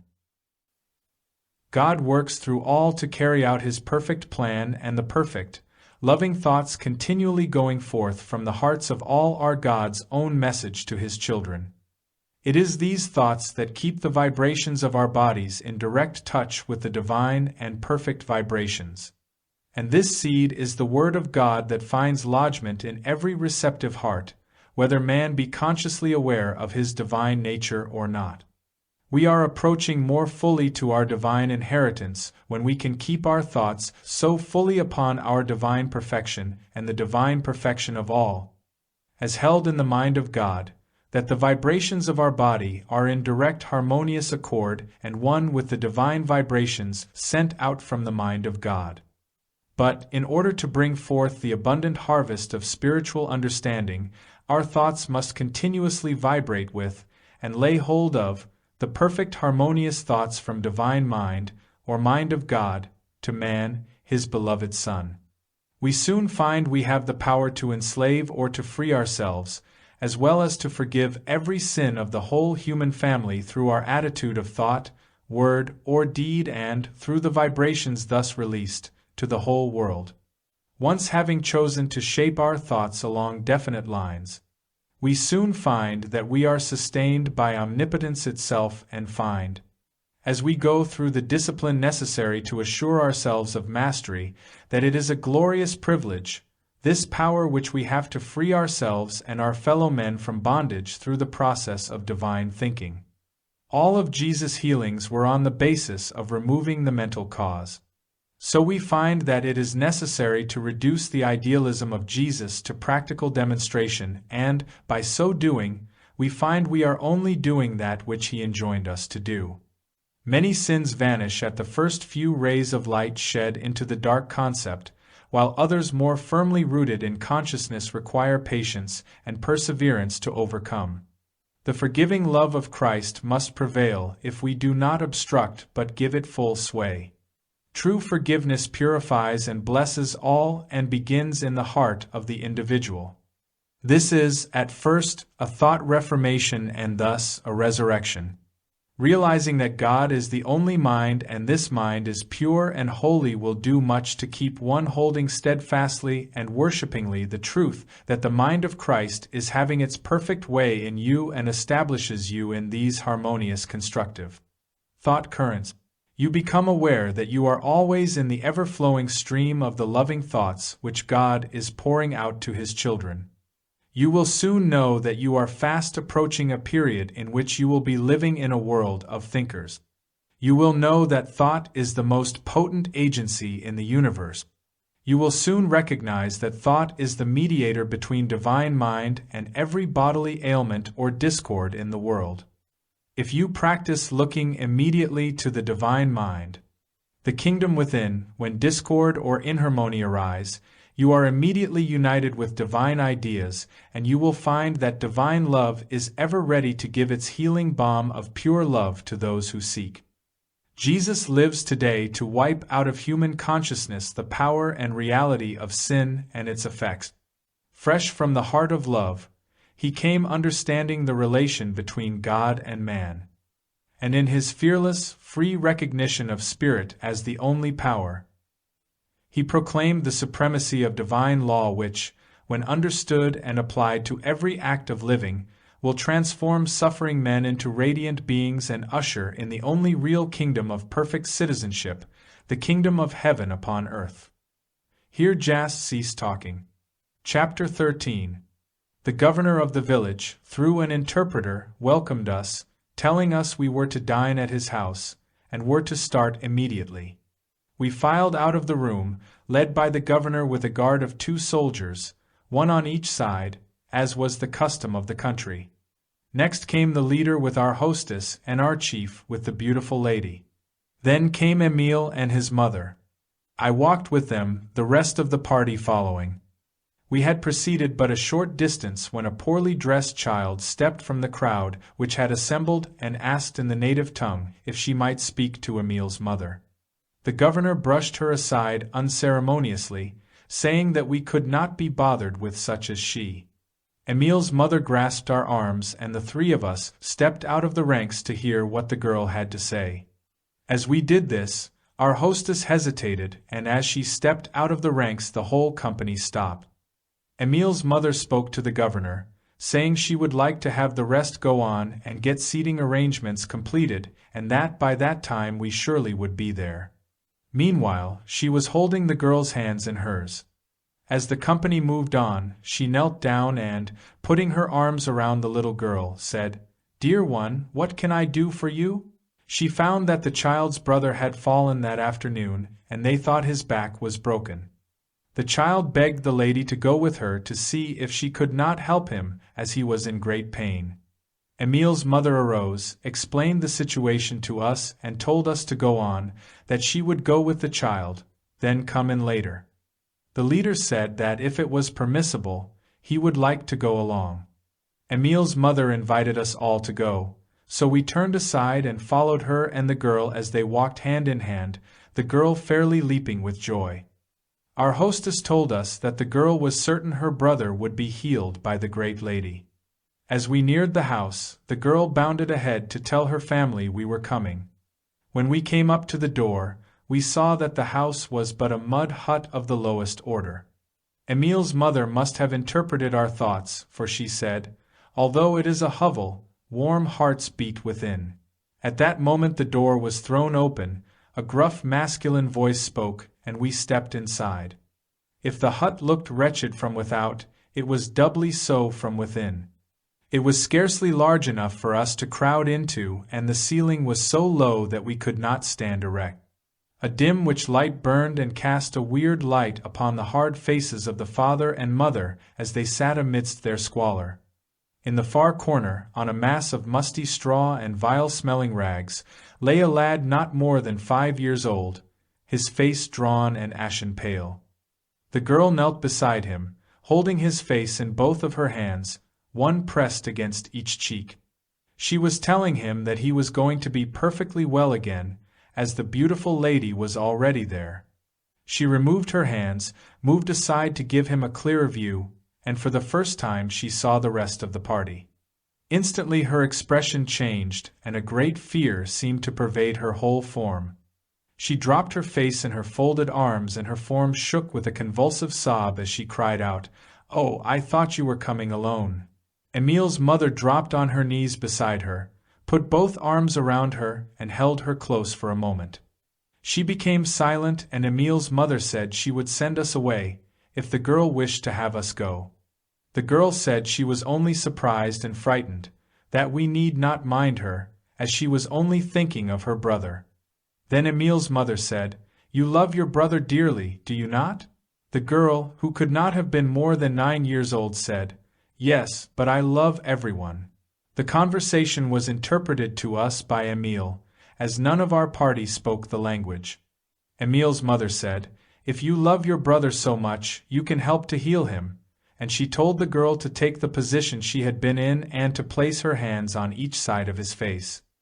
Then Emil's mother moved so that she could place her hand on his forehead. Almost instantly the moans ceased, the boy's face lighted up, his little form relaxed, a perfect calm settled over the whole scene, and the child slept quietly and naturally. Emil's mother and the girl sat as they were for a few moments.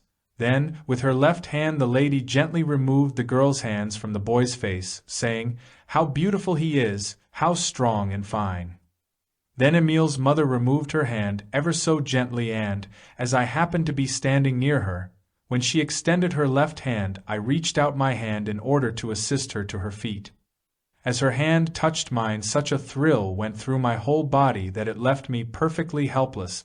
She sprang lightly to her feet and said, "For a moment I forgot myself. I should not have taken your hand as I did, for momentarily I seemed to be overwhelmed, so great was the power that was flowing through me. I recovered my composure almost instantly. The others did not notice as they were all deeply engrossed in what was going on around them. The girl had suddenly thrown herself at Emil's mother's feet and, clasping each in one of her hands, was frantically kissing the coverings. Emil's mother reached down and with one hand turned the fervent tear-stained face upward, then knelt and clasped the child to her, and kissed her eyes and lips. The child put both arms around the mother's neck, and both were motionless for a moment. Then that strange light began to pervade the room, and it grew brighter and brighter until every object seemed to be suffused with the light and nothing cast a shadow. The room seemed to be expanding. The father and the mother of the 2 children had sat on the dirt floor in stony-faced silence thus far. They arose and the expression on their faces changed to blank dismay, then to fright, and the man bolted through the door, nearly upsetting the leader of the expedition in his haste to get away. The mother of the household threw herself prostrate at the side of Emil's mother and sobs shook her frame. Emil's mother placed her hand on the woman's forehead, speaking in a low voice to her. Presently the sobs ceased, she drew herself to a half-sitting, half-kneeling position, and saw the transformation that had taken place in the room. The expression on her face changed to one of terror. She rose hastily to her feet and started to run from the room. Emil reached out his hand, and took one of her hands while the beautiful lady took the other. They held her hands thus for a moment, and the frightened expression changed to a smile. We looked around and, in place of the hovel we had entered, we were in a moderately comfortably furnished room with seats, table, and a clean bed. Emil walked over and picked up the boy, still sound asleep, from the heap of musty straw and rags, placed him tenderly on the clean bed, and drew the covers over him. As he did so, he stooped and kissed the child's forehead as tenderly as any woman could have done. Emil's mother and the girl arose and walked to where the mother of the household stood. We all gathered around them. The mother sank to her knees and, grasping the feet of Emil's mother, began kissing them and entreating her not to leave. Emil stepped forward and, stooping down, took the woman's hand and drew her to her feet, all the time speaking quietly to her in her own language. As she stood erect, the old soiled garments she had been wearing were changed to new ones. She stood in mystified silence for a moment, then threw herself into the outstretched arms of Emil's mother. They stood in this attitude for a moment, when Emil reached out and, placing his hands upon their arms, separated them. Then the girl rushed forward with outstretched hands, crying, "See, see, my things are new." She turned to Emil's mother, who stooped and picked her up. The child put her arms around her neck with her face close to her shoulder. The leader of the expedition was standing just back of Emil's mother, and the child reached out her hands over the mother's shoulder toward him, lifted her face, and gave him a happy smile. The leader stepped forward and held out his hands. The child clasped them, saying that she loved us all but not as much as she did this dear lady, meaning Emil's mother. Emil said he would go and find the father. He returned in a few moments, bringing the frightened and half-sullen father with him. Still, we could see that underneath the sullenness there was a deep appreciation. We prepared to leave, and as we left, the mother of the household asked if we would not come again, and was told that we would see her again the next day. We hurried away to the governor's house, fearful lest we had kept the party waiting. Although the time had seemed hours, we could not have been away more than 30 minutes. I am certain it all happened in much less time than it has taken me to write about it. We arrived at the house just as the rest of the party were taking their seats at the table. The leader of the expedition asked if he might sit by our chief, and it was so arranged. It was easily seen that he was very much agitated, and the chief said afterwards that the man was so moved by what he had seen that he could scarcely keep quiet. The seating arrangements were: the governor at the head of the table, at his right Emil's mother, then Emil, the beautiful lady, our chief, and the leader of the expedition. On the governor's left sat our hostess, then Emil's son and his sister. I mention these arrangements because of what happened later.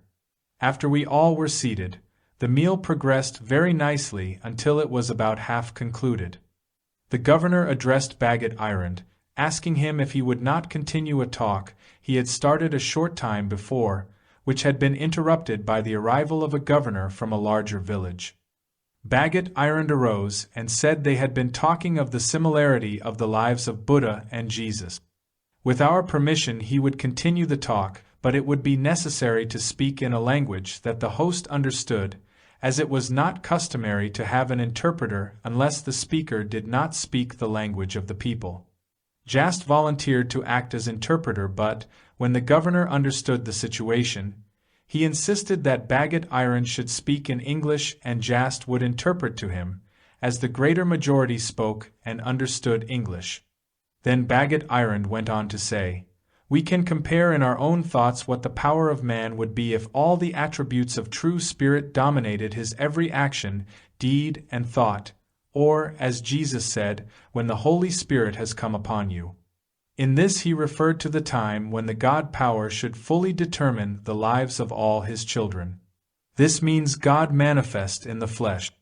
In reality, Do we not see this spiritual unfoldment for all people coming through the lives and teachings of the seers and prophets in a greater or lesser degree, in proportion as their spiritual unfoldment approaches the perfect development of God manifesting throughout all His children? It is quite evident that those who have followed steadfastly the true ideals of life, which they have perceived as coming directly from God, and thus connecting God with man, have made the greatest attainments toward nobility of character, purity of soul, and moral grandeur of life. Should those who seek to follow them by incorporating their ideals in individuality be able to accomplish as they have accomplished, the world must finally accept that the lessons they gave out as their lives presage the undeveloped possibilities of all God's children.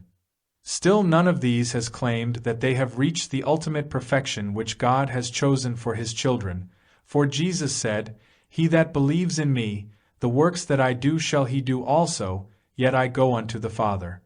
Both Jesus and Buddha said, "You shall be perfect even as your Father in heaven is perfect."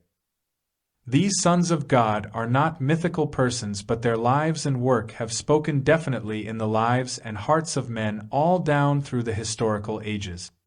There have been myth and tradition woven about their lives. The effective test is for one who is interested in their lives and characters personally to accept and apply their teaching in his everyday life. The fact that the ideals expressed by these great men are those held as the ideals that govern all truly great people is a further proof of their truth. If one attempts to refute the lives of these great men, one may as well ask why great religions exist.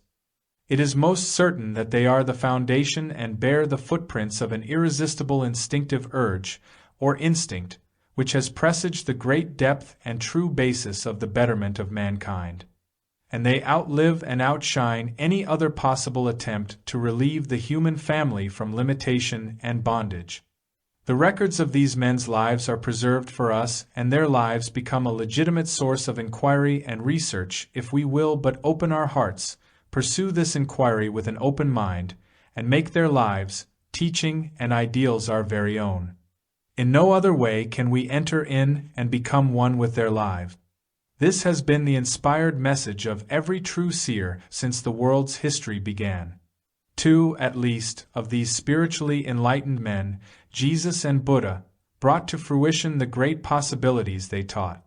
They have said, in almost the same words, "I am the way, the truth, and the light of life for all men." In the divinity of their attitude they assumed they could truly say, "I am the light of the world.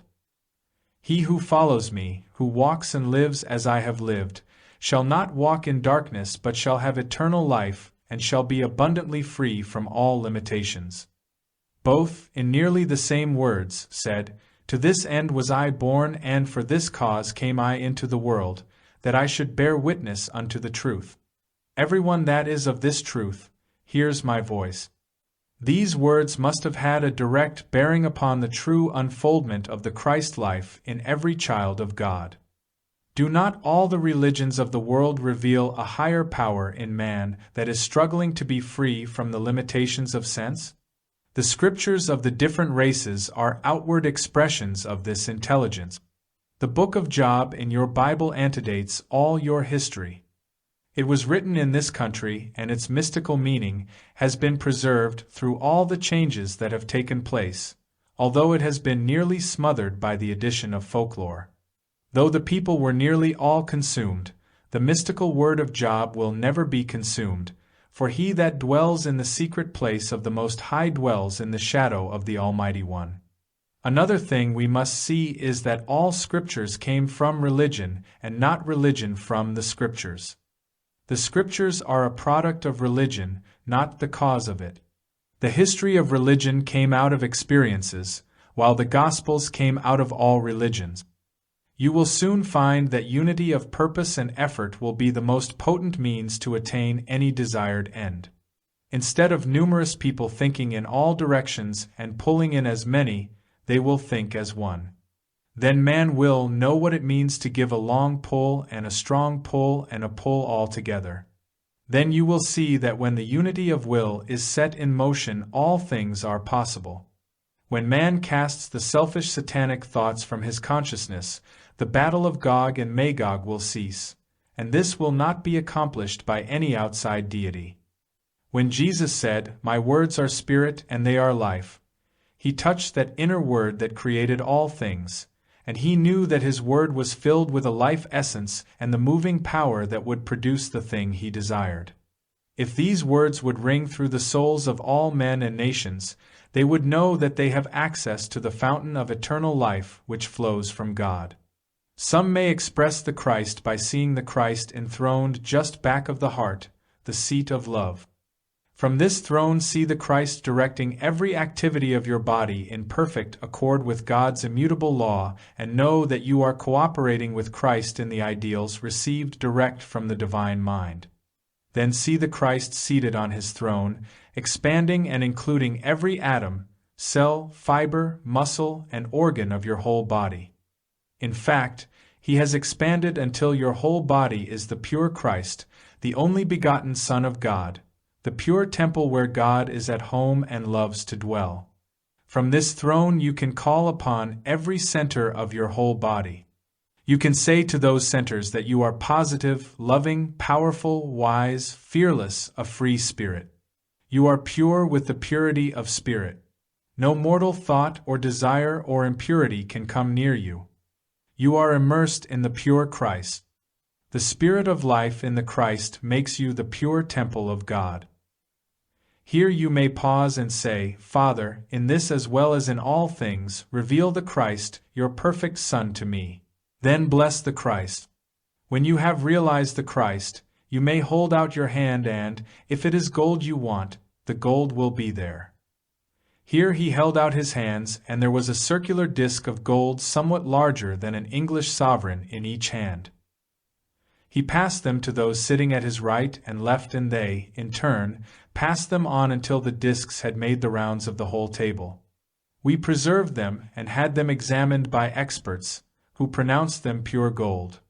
If you wish to assist others, see the Christ enthroned in them as he is in you, and speak to the Christ in them as though you were talking directly to them.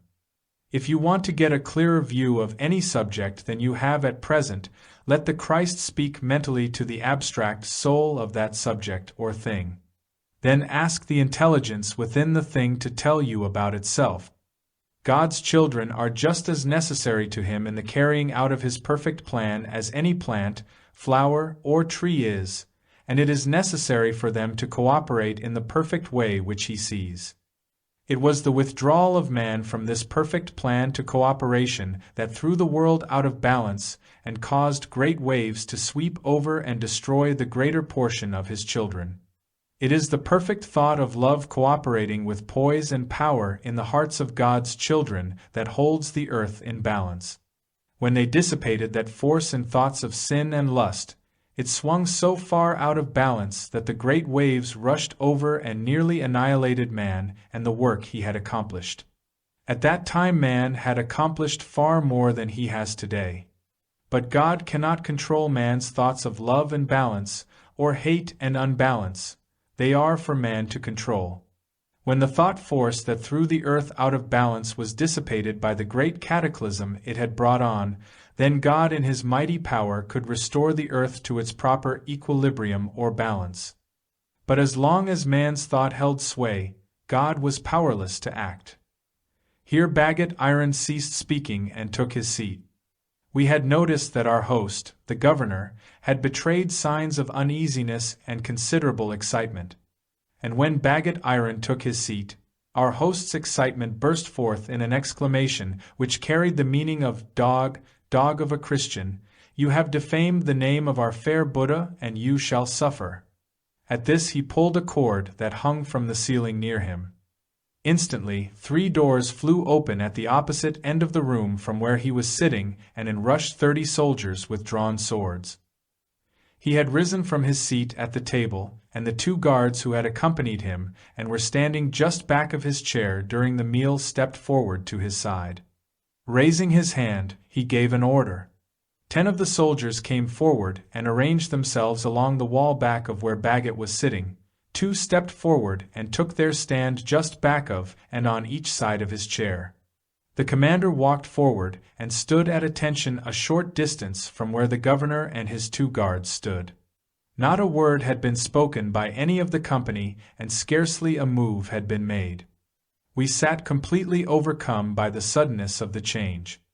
Then a deep silence seemed to fall, and a strong light blazed forth in the room at the head of the table, just in front of where the governor stood. Every eye was upon his face as he stood with upraised hand, as though about to give another order, but his face was ashen pale, and a look of horror had come over it. A dim form seemed to be standing on the table before him. All heard the word, "Stop," pronounced clearly and very forcefully, and the word itself stood out in flaming letters between the dim form and the governor. The governor seemed to understand, for he stood as though transfixed and as rigid as a statue. By this time the dim form had taken definite shape, and we recognized it as that of Jesus as we had seen him before. But the thing that amazed us was that another dim form was standing beside him, and it was this form that was holding the attention of the governor and all the soldiers. They seemed to recognize and to fear the dim form that stood by the side of Jesus far more than they did Jesus. As we looked around, they were standing perfectly rigid. As the second form grew more distinct, it raised its right hand as Jesus had done, and at this every sword fell from the soldiers' hands, clattering to the floor. The room re-echoed with the sound, so deep was the stillness. The light seemed to glow with a far greater intensity. Indeed, so intense did the light become that we could scarcely see. The commander was the first to recover. He stretched forth his hands, exclaiming, "Buddha, our Buddha, the Sublime One." Then the governor exclaimed, "It is indeed the Sublime One," and threw himself prostrate on the floor.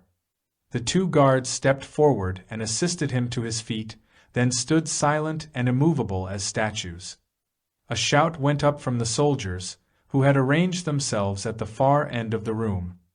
They rushed pell-mell along each side of the table and crowded together at the head, shouting, "The Sublime One has come to destroy the dogs of Christians and their leader." At this Buddha stepped back upon the table until he could look them all in the face and raised his hand with the words, "It is not once that I say stop, not twice that I say stop, but 3 times that I say stop."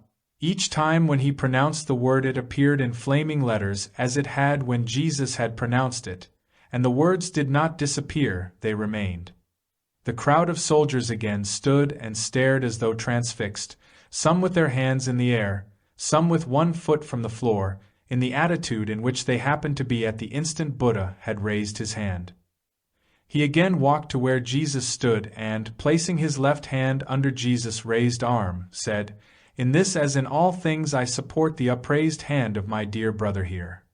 Then he placed his right hand upon Jesus' shoulder, and they stood in this attitude for a moment. Then both stepped lightly from the table, while governor, commander, guards, and soldiers fell back, staring at them with blank, ashen faces. The governor sank into his chair that had been moved back until it was against the wall of the room, and every one of the company gave vent to a sigh of relief. I think scarcely one of us had drawn a full breath during the few minutes it took to enact this scene. Then Buddha locked his arm in that of Jesus, and the 2 walked directly in front of the governor. In words that were thrown from him with such force that they seemed to rebound from the walls, Buddha said, "Dare you for 1 moment call these, our dear brothers, Christian dogs? You, who but a short time since ruthlessly cast aside a little child who was pleading for help for a loved one. This dear, great soul here turned aside and heeded the call." Here he dropped Jesus' arm, turned, and with hand extended toward Emil's mother, stepped toward her. As he continued, he turned halfway around so that he could look from the governor to Emil's mother. It was plainly seen that he was deeply stirred. He fairly flung the words from him as, looking at the governor, he continued, "You, who should have been the first to respond to the call of that dear child, shirked your duty, and then you call the one that did respond a Christian dog. Go and see the restored child, whose body but a moment before was torn and writhing in anguish. See the comfortable home that has been reared from the hovel that your acts are partially responsible for thrusting upon these dear ones. See the miserable heap of filth and rags that this dear soul, turning to Emil, raised that child's body from. See how tenderly he raised him and placed him in a clean, neat couch. Then see how, after he had raised the little body, the filth and rags disappeared. And you, licentious bigot that you are, were sitting at ease in the purple that is to be worn only by those that are pure. You dare to call these that have in no way harmed you or another Christian dogs, and you call yourself the follower of Buddha, the high priest of the temple here. Shame, shame, shame! It seemed that every word would hit the governor, the chair, and the draperies about him and rebound.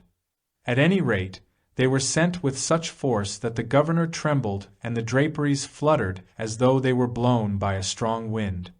There was no question of an interpreter. The governor did not need one. He understood perfectly, although the words were spoken in the purest English. Buddha turned and walked to the two men who had received the gold pieces and asked if he might have them. They handed the discs to him, and, with these in his open hand, he walked back to the governor and addressed himself directly to him, saying, "Put forth your hands." The governor did so, but they were trembling so greatly that he could scarcely hold them out. Buddha dropped a disc in each hand, and almost instantly it disappeared. Buddha said, "See, even pure gold will fly from your hands," and the two discs landed almost simultaneously on the table before the two men that had first received them. Buddha reached out both hands, placed them on the governor's outstretched hands, and, in a mild, calm voice said, "Brother, you need not fear. I do not judge you. You are only judging yourself." He held his hands thus, and stood quietly until the governor became calm. Then he removed his hands and said, "You are quick to fly with your swords, to redress what you judge to be a wrong. But remember, when you are judging and condemning other men, you are judging and condemning yourself." He returned to Jesus' side as he said, "We who know, stand together for the common good and brotherly love of all mankind." He again linked his arm with Jesus and said, "Well, brother, I think I took this affair out of your hands entirely." "It is all in your hands now," Jesus replied. "You have done nobly, and I cannot thank you enough." They turned and bowed, then arm in arm walked through the door and disappeared. The room at once broke into a hubbub of voices. The governor, commander, soldiers, and guards all crowded around to shake our hands. Everybody was trying to make himself understood at the same time. The governor spoke to Emil, and he raised his hand for silence. As soon as he could be heard, he said the governor would like us again to be seated at the table. When all had resumed their seats and quiet had been restored, we saw that the commander had drawn the soldiers back into formation at each side of the table and back of the governor's chair, which had been drawn near the table. The governor arose and, with Emil acting as interpreter, said, "I allowed my zeal to get the better of me, for which I am heartily ashamed and doubly sorry. I do not think it is necessary for me to say this after what has happened. I believe you can see by my attitude that I have changed, and I wish to ask Brother Bagot to arise and accept my most humble apology." "Now will the whole company arise." After they had risen, he said, "I ask you all to kindly accept my most humble apology. I extend to you all a most hearty welcome and, if you so desire, I hope you will stay among us always. If you wish a military escort at any time, which I judge you do not, I shall, and I know the commander here will also, deem it a high honor to be of service to you. I cannot say more. I bid you all good night. Before you go, I wish to say that everything I have is at your command. I salute you, and the soldiers salute you also, and they will escort you to your quarters. Again I bid you good night and salam to you in the name of the great Buddha, the Celestial One." The commander, making profuse apologies and saying that he was certain we were in league with the Celestial One, with 5 of his soldiers escorted us to our quarters. As they left they gave us a salute, which is executed by forming a half-circle around the commanding officer and presenting their swords so that their points just touch the point of their commander's sword. Then they turned quickly, swept off their hats, and salaamed very low, touching one knee to the ground. This salute is given only on great state occasions. We accepted the salute as best we knew how, and they departed. We went into the house, immediately took leave of our friends and host, and prepared to go to our tent. There were so many of us that the rest house had not accommodated all, so our camp had been set up in the enclosure at the rear of the house. Chapter 14. When we were summoned to breakfast that morning, the leader was the first one up. He hurried through his morning toilet like an eager schoolboy. After he had finished, he urged everybody to more haste. We finally went in to breakfast and found Emil and Jast. The leader went over and sat between them and asked questions throughout the meal. The moment we finished eating, he arose from the table and wanted to rush off again to see the house that had grown in 15 minutes, as he expressed it. He put his hands on Jast's shoulders and said that if he had two like Emil and his mother, what fun he would have going around and growing houses for poor people. Then he said, "But would I not make the landlords in New York look sick? I pay rent to those fellows." Then Emil said, "Suppose they would not let you grow houses for them?" "Well," he said, "I would do it anyway, and after I had grown them and they would not use them, I would pick them up bodily and put them in and chain them." All of us laughed heartily over these things. As our party was so large, it was thought best not to go in a body to see the little house. It was arranged that we were to go in groups of 5 or 6. The personnel of the first group was to be Emil, the leader, 1 or 2 of the ladies, and myself. We started out, and Emil's mother and our hostess joined us. We walked on until we came in sight of the house. The little girl came running out to meet us and threw herself in Emil's mother's arms, saying that her brother was strong and fine.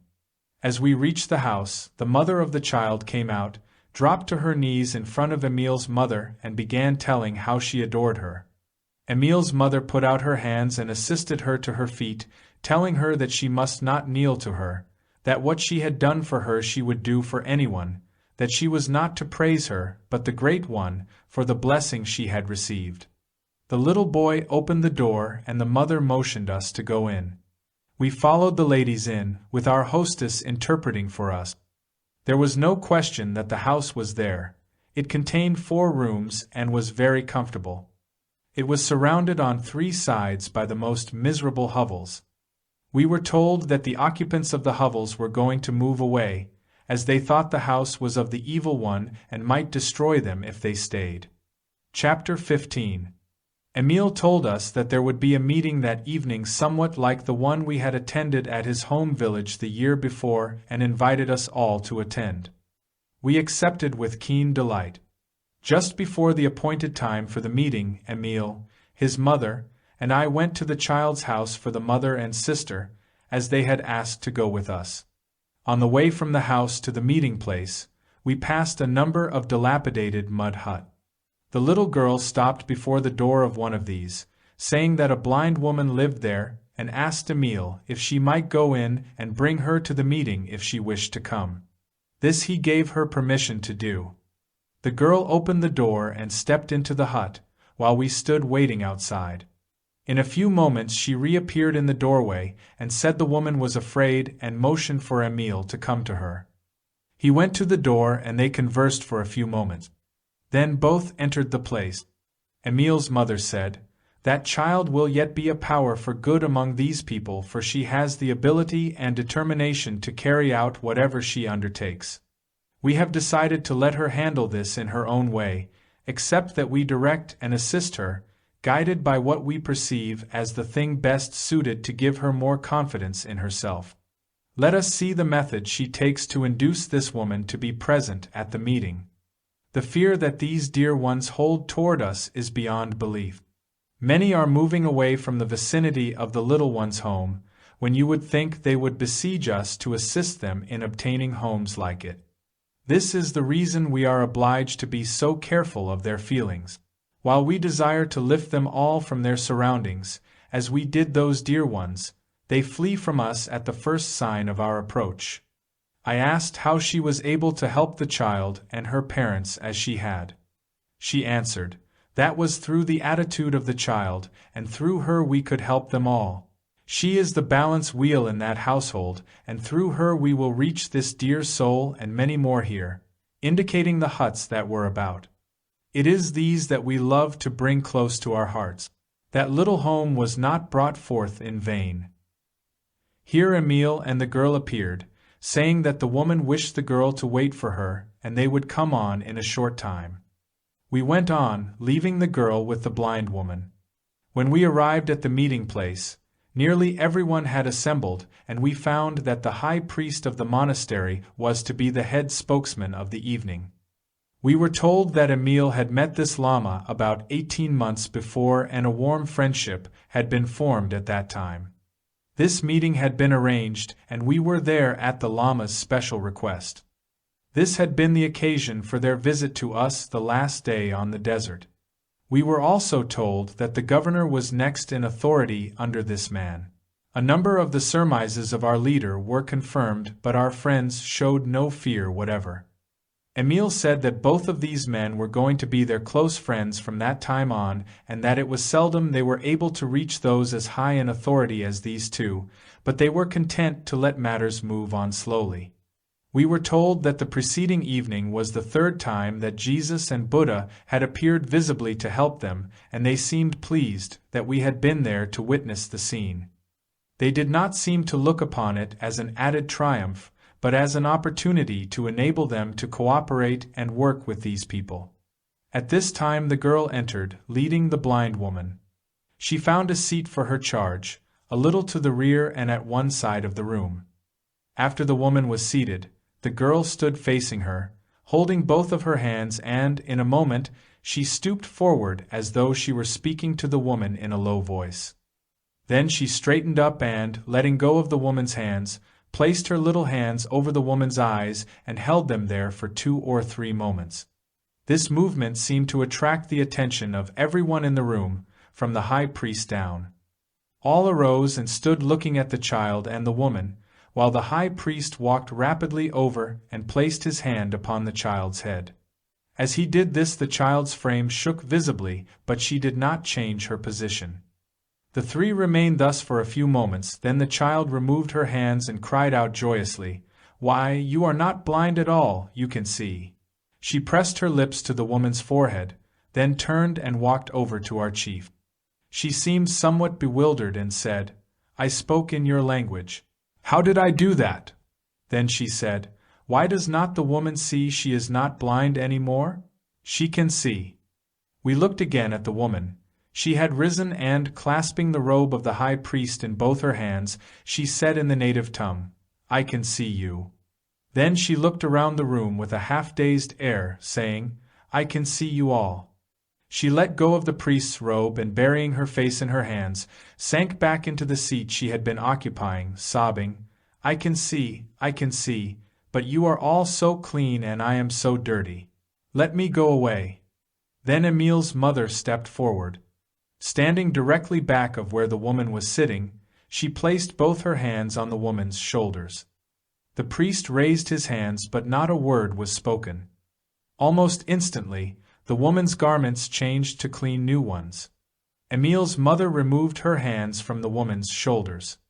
The woman arose and in a dazed, perplexed way looked around. The priest asked what she was looking for, and she replied that she was looking for her old clothing. Then the priest said, "Do not look for your old clothes. See, you are clad in clean new garments." She stood for another moment as though wrapped in perplexed thought. Then her face lighted up with a smile, she bowed very low and resumed her seat. We were told that this woman had been blind for more than 25 years, and that the blindness had been caused when the eyeballs were pierced by fine shot from a gun in the hands of one of a band of robbers. The excitement had been so great that our party had crowded around. The leader, meanwhile, had worked his way to the little girl, and they were conversing in low tones. He told us afterwards that the child spoke English very well. Our hostess had interpreted when the conversation was carried on in the native tongue. Someone suggested that we should be seated at the table. As we began taking our places, the woman arose and told Emil's mother, who had stood quietly at her side, that she would like to go. The child stepped forward, saying she would go with her and see that she arrived home safely. Here, the high priest asked the woman where she lived and, upon being told, said she must not go back to that filthy place. The girl said she was expecting to have the woman stay at her house, and, arm in arm, they left the room. When we were all seated, the dishes were placed on the table as though by unseen hands. At this, we saw the priest start and look around in wonderment. But when the edibles began to arrive in the same way, he turned to Emil's mother, who was seated at his right hand, and asked if this was a regular occurrence with them, saying that he had never been privileged to witness this before. He turned to Emil, who was interpreting for us, as though he would like some explanation. Then Emil explained they were able to use the same power that was used to heal the blind woman, to bring forth all that they needed. It was quite plain that he was still puzzled, but he said no more until the meal was well underway. He arose and, with just acting as interpreter, said, "I believe I can see more deeply than I imagined human beings could be privileged to see. Although my whole life has been spent in the order of the priesthood, in which, as I supposed, I was serving my fellow-men, I observe now that I was but serving self far more than I was serving my brother. How this brotherhood has been extended tonight, and my vision has followed that extension. I am just now allowed to see what a narrow life we are living, that we have lived despising everyone but our own people. This vision allows me to see that you are of the sublime as well as we, and what a celestial joy that vision allows me to behold." Here he paused with his hands half upraised, while a look of surprise and pleasure flooded his countenance. He stood in this position for a moment, then he said, "This is nonsense. I can and will speak in the language you speak. Why can I not do this? I see what your thoughts were when you told me that there was no limit to man's ability to express. I find that I can speak directly to you so that you may understand." He paused for a moment as though to pick up the thread of thought, then spoke without the aid of an interpreter. We were told afterwards that this was the first time he had spoken in English. He continued, "How beautiful it is to be able to speak directly to you in your own language. With the broader vision this has given me, I am consumed with wonder as to why men look upon any of their brothers as enemies. It comes so clearly that we all must be of the same family, the same source, the same cause. Would that not determine that there was room for all? If one brother chooses to see differently than we do, why should we say that he must perish? I see we cannot interfere, for, if we interfere, we but retard our own development and isolate ourselves. If we do this, our house will fall and crumble about our own head. Now I see, instead of a limited race, a universal, eternal, limitless all coming from the one and returning to the one. I see that your Jesus and our Buddha lived by the same light.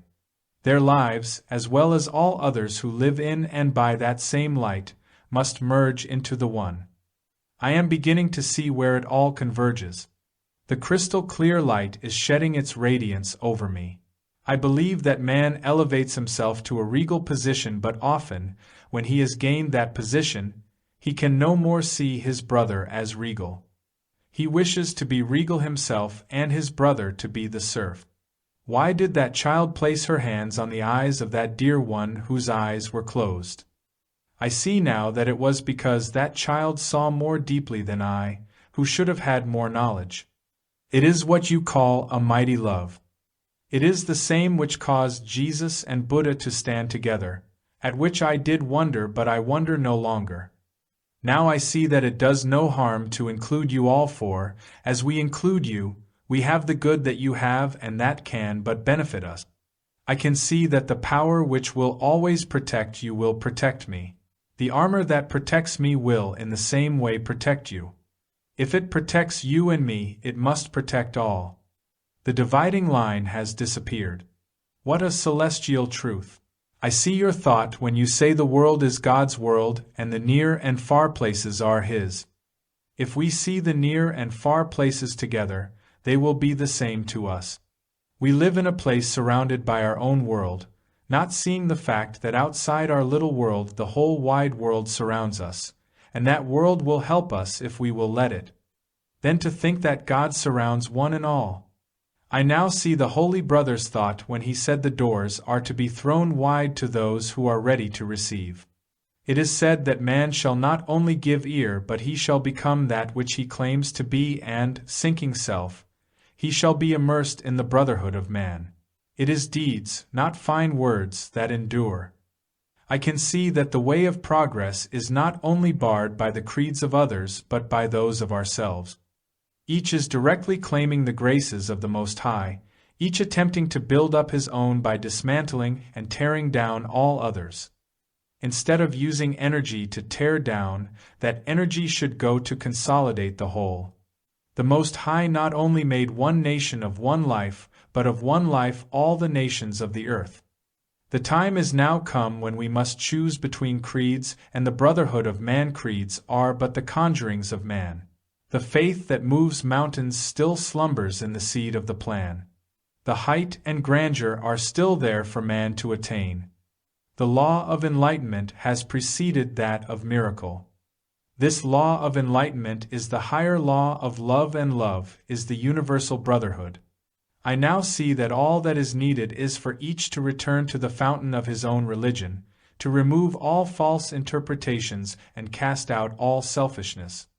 In each will be found the pure gold of the alchemist, the wisdom of the Most High, your God and my God, not many gods of many people, just one God.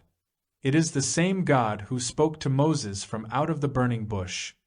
The same God of whom Jesus spoke when he said that through prayer he could summon legions to sustain him in his hour of mortal struggle in doing the work the Father had given him to do.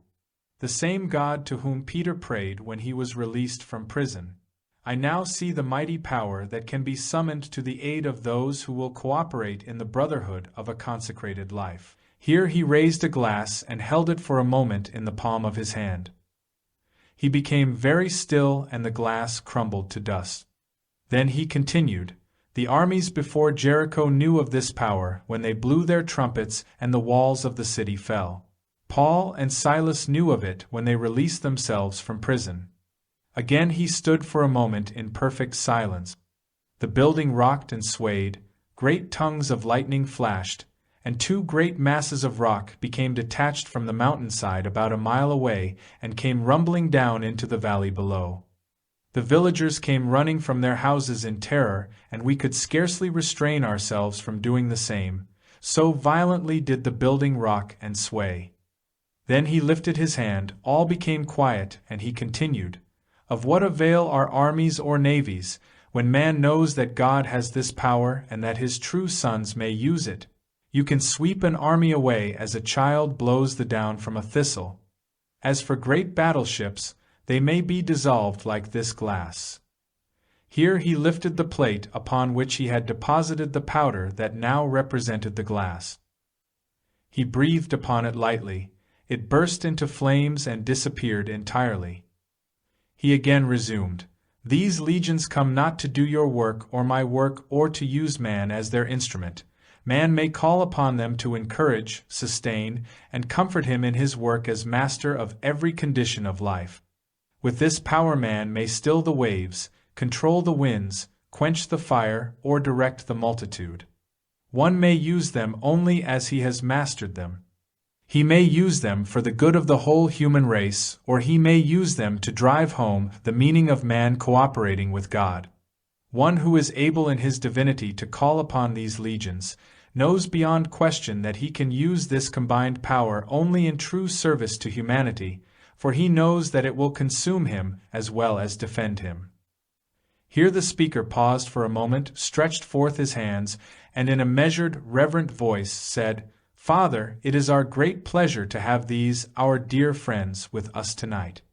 It is with a true and humble heart that we say, 'Thy will be done.' We bless them, and in blessing them we bless the whole world." He sat down as calmly as though nothing out of the ordinary had taken place, and all our friends were calm, but the members of our party were on tiptoe with excitement.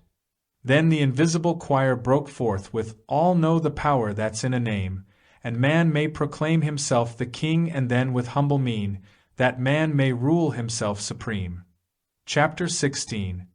Jesus was seated at the first table, and the priest at our table, with Emil and our chief on either side. This time there were but 2 long tables down the length of the room. There were no coverings, but, as we were seated, the tables were covered with white linen, and the service came on almost as quickly. The food seemed to come with the plates, with the exception of the bread. A loaf appeared on the table before Jesus. He picked it up and began breaking it, placing the pieces on a plate. When the plate was filled, a dim childish form lifted it and stood silent until 7 plates had been filled and 7 forms stood holding them. As Jesus broke the bread and filled the plates, the loaf did not diminish. As the last plate was filled, Jesus arose and with outstretched hands said, "This bread which I present to you represents God's pure life. Partake of that pure life which is always of God." Then as the bread was handed around, he went on to say, "When I said, 'I am lifted up,' and that by being so lifted up I would draw all men to me, I knew that, in the light of that experience, some day all would see eye to eye and know full well when they could be lifted up as I am lifted. I saw heaven right here on earth among men. This is the truth that I perceived, and the truth will make all free. Then they will find that there is but one fold and one shepherd, and if one strays, it is safe to leave all the 99 to seek the one that he may return. God may be all in all to all his children, and all are his. They are far nearer and dearer to him than the sparrows or the lilies of the field. If he rejoices in the lilies' growth and notes the sparrows' fall, how much more does he note the growth of his dear children? Neither does he judge them more than he does the lilies or the sparrow, but holds them dear to his great cause, and not one can be left out when his perfection is established. I could see that, if this ideal could be graven in letters of purest gold on the walls of the temples of the world's great thought, it would lift men's thoughts above the murk and mire by setting their feet on a rock, a sure foundation, where the winds and tides could lash and roar, but, while men stood steadfast and true, they would be secure. Because of this security, peace, and calm, they would aim to the heights where they see their true dominion. They may soar above, but they will not find heaven above. They will find it right among men, and it is not reached by merely plodding on, in toil and sorrow and great tribulation, and then eventually finding the great jewel. It is much more quickly reached by throwing off all materiality and the laws that thereby bind men to the eternal wheel. Then step forth, you pick up the jewel, incorporate it, let the light shine forth, and you have gained by one direct step that which you may put off through all eternity, if you will. You will find that the soul which insists upon immediate and complete spiritual illumination and emancipation here and now, and knows that his relation to God is the relation of parent and child, quickly sees that this not only makes clear the divine possibilities, but that he has them to use, and they will work for him as he wills. To that one, the New Testament story will not be fiction nor a vague dream that may happen after death, but an ideal that is lifted up before the world, of a perfect realization of a life of love and service. That ideal is the divine accomplishment of all, here and now. Then will they know the vision I saw when I said, "Many shall seek to enter in and shall not, for strait is the gate and narrow is the way that leads to eternal life." For, without the true appreciation of the Christ ideal and of the divine and perfect plan of the cooperation of man and God right here on this earth, the realization of this ideal is impossible, and it becomes only a dream, a myth, nothing. The door giving access to this omnipotent and transforming alchemy of the Spirit in man is open to all at all times, and the key to its opening is in the thoughts of all. When two ideals and methods of salvation or of securing the saving grace of God's love are different, it is man's thoughts and not God that made them so. Those who close the door to the immediate blessings of God for all His children isolate themselves from the immediate blessings that God bestows upon the Christ child and from the spiritual illumination of the transcendent alchemy of spirit and the all-potent powers which are theirs to use as the Christ would and should use them. When men recognize this, the leper will be made whole instantly, the withered arm will be restored, and all diseases of body and mind will vanish at their touch. Through the concentration of the spoken word, they will multiply the loaves and fishes, and as they break the bread or pour the oil for the multitude, it will never diminish, but there will always be an abundance left. They will calm the raging sea or tempest by their command, and gravitation will be overruled by levitation, for their command is the command of God. Then will they know my thoughts when I gave forth my opening message to the world as I left the temple that day, when I said, "The time is fulfilled and the kingdom of God is at hand," and "Have faith in God and nothing is impossible to you."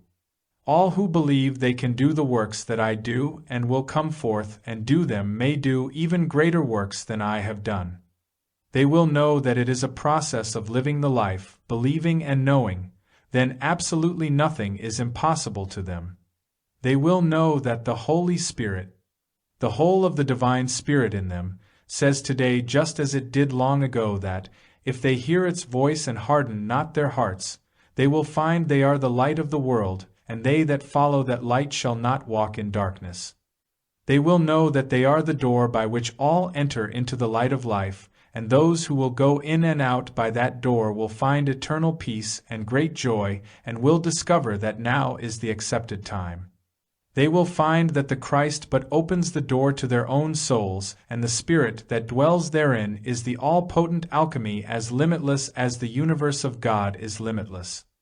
The alchemy will dissolve and transmute all manner of sickness, will erase clean the mortal life of guilt and the effects of sin, will illuminate the soul with the perfect light of wisdom, will emancipate from and dissolve the darkened conditions of human life into the perfect light of life.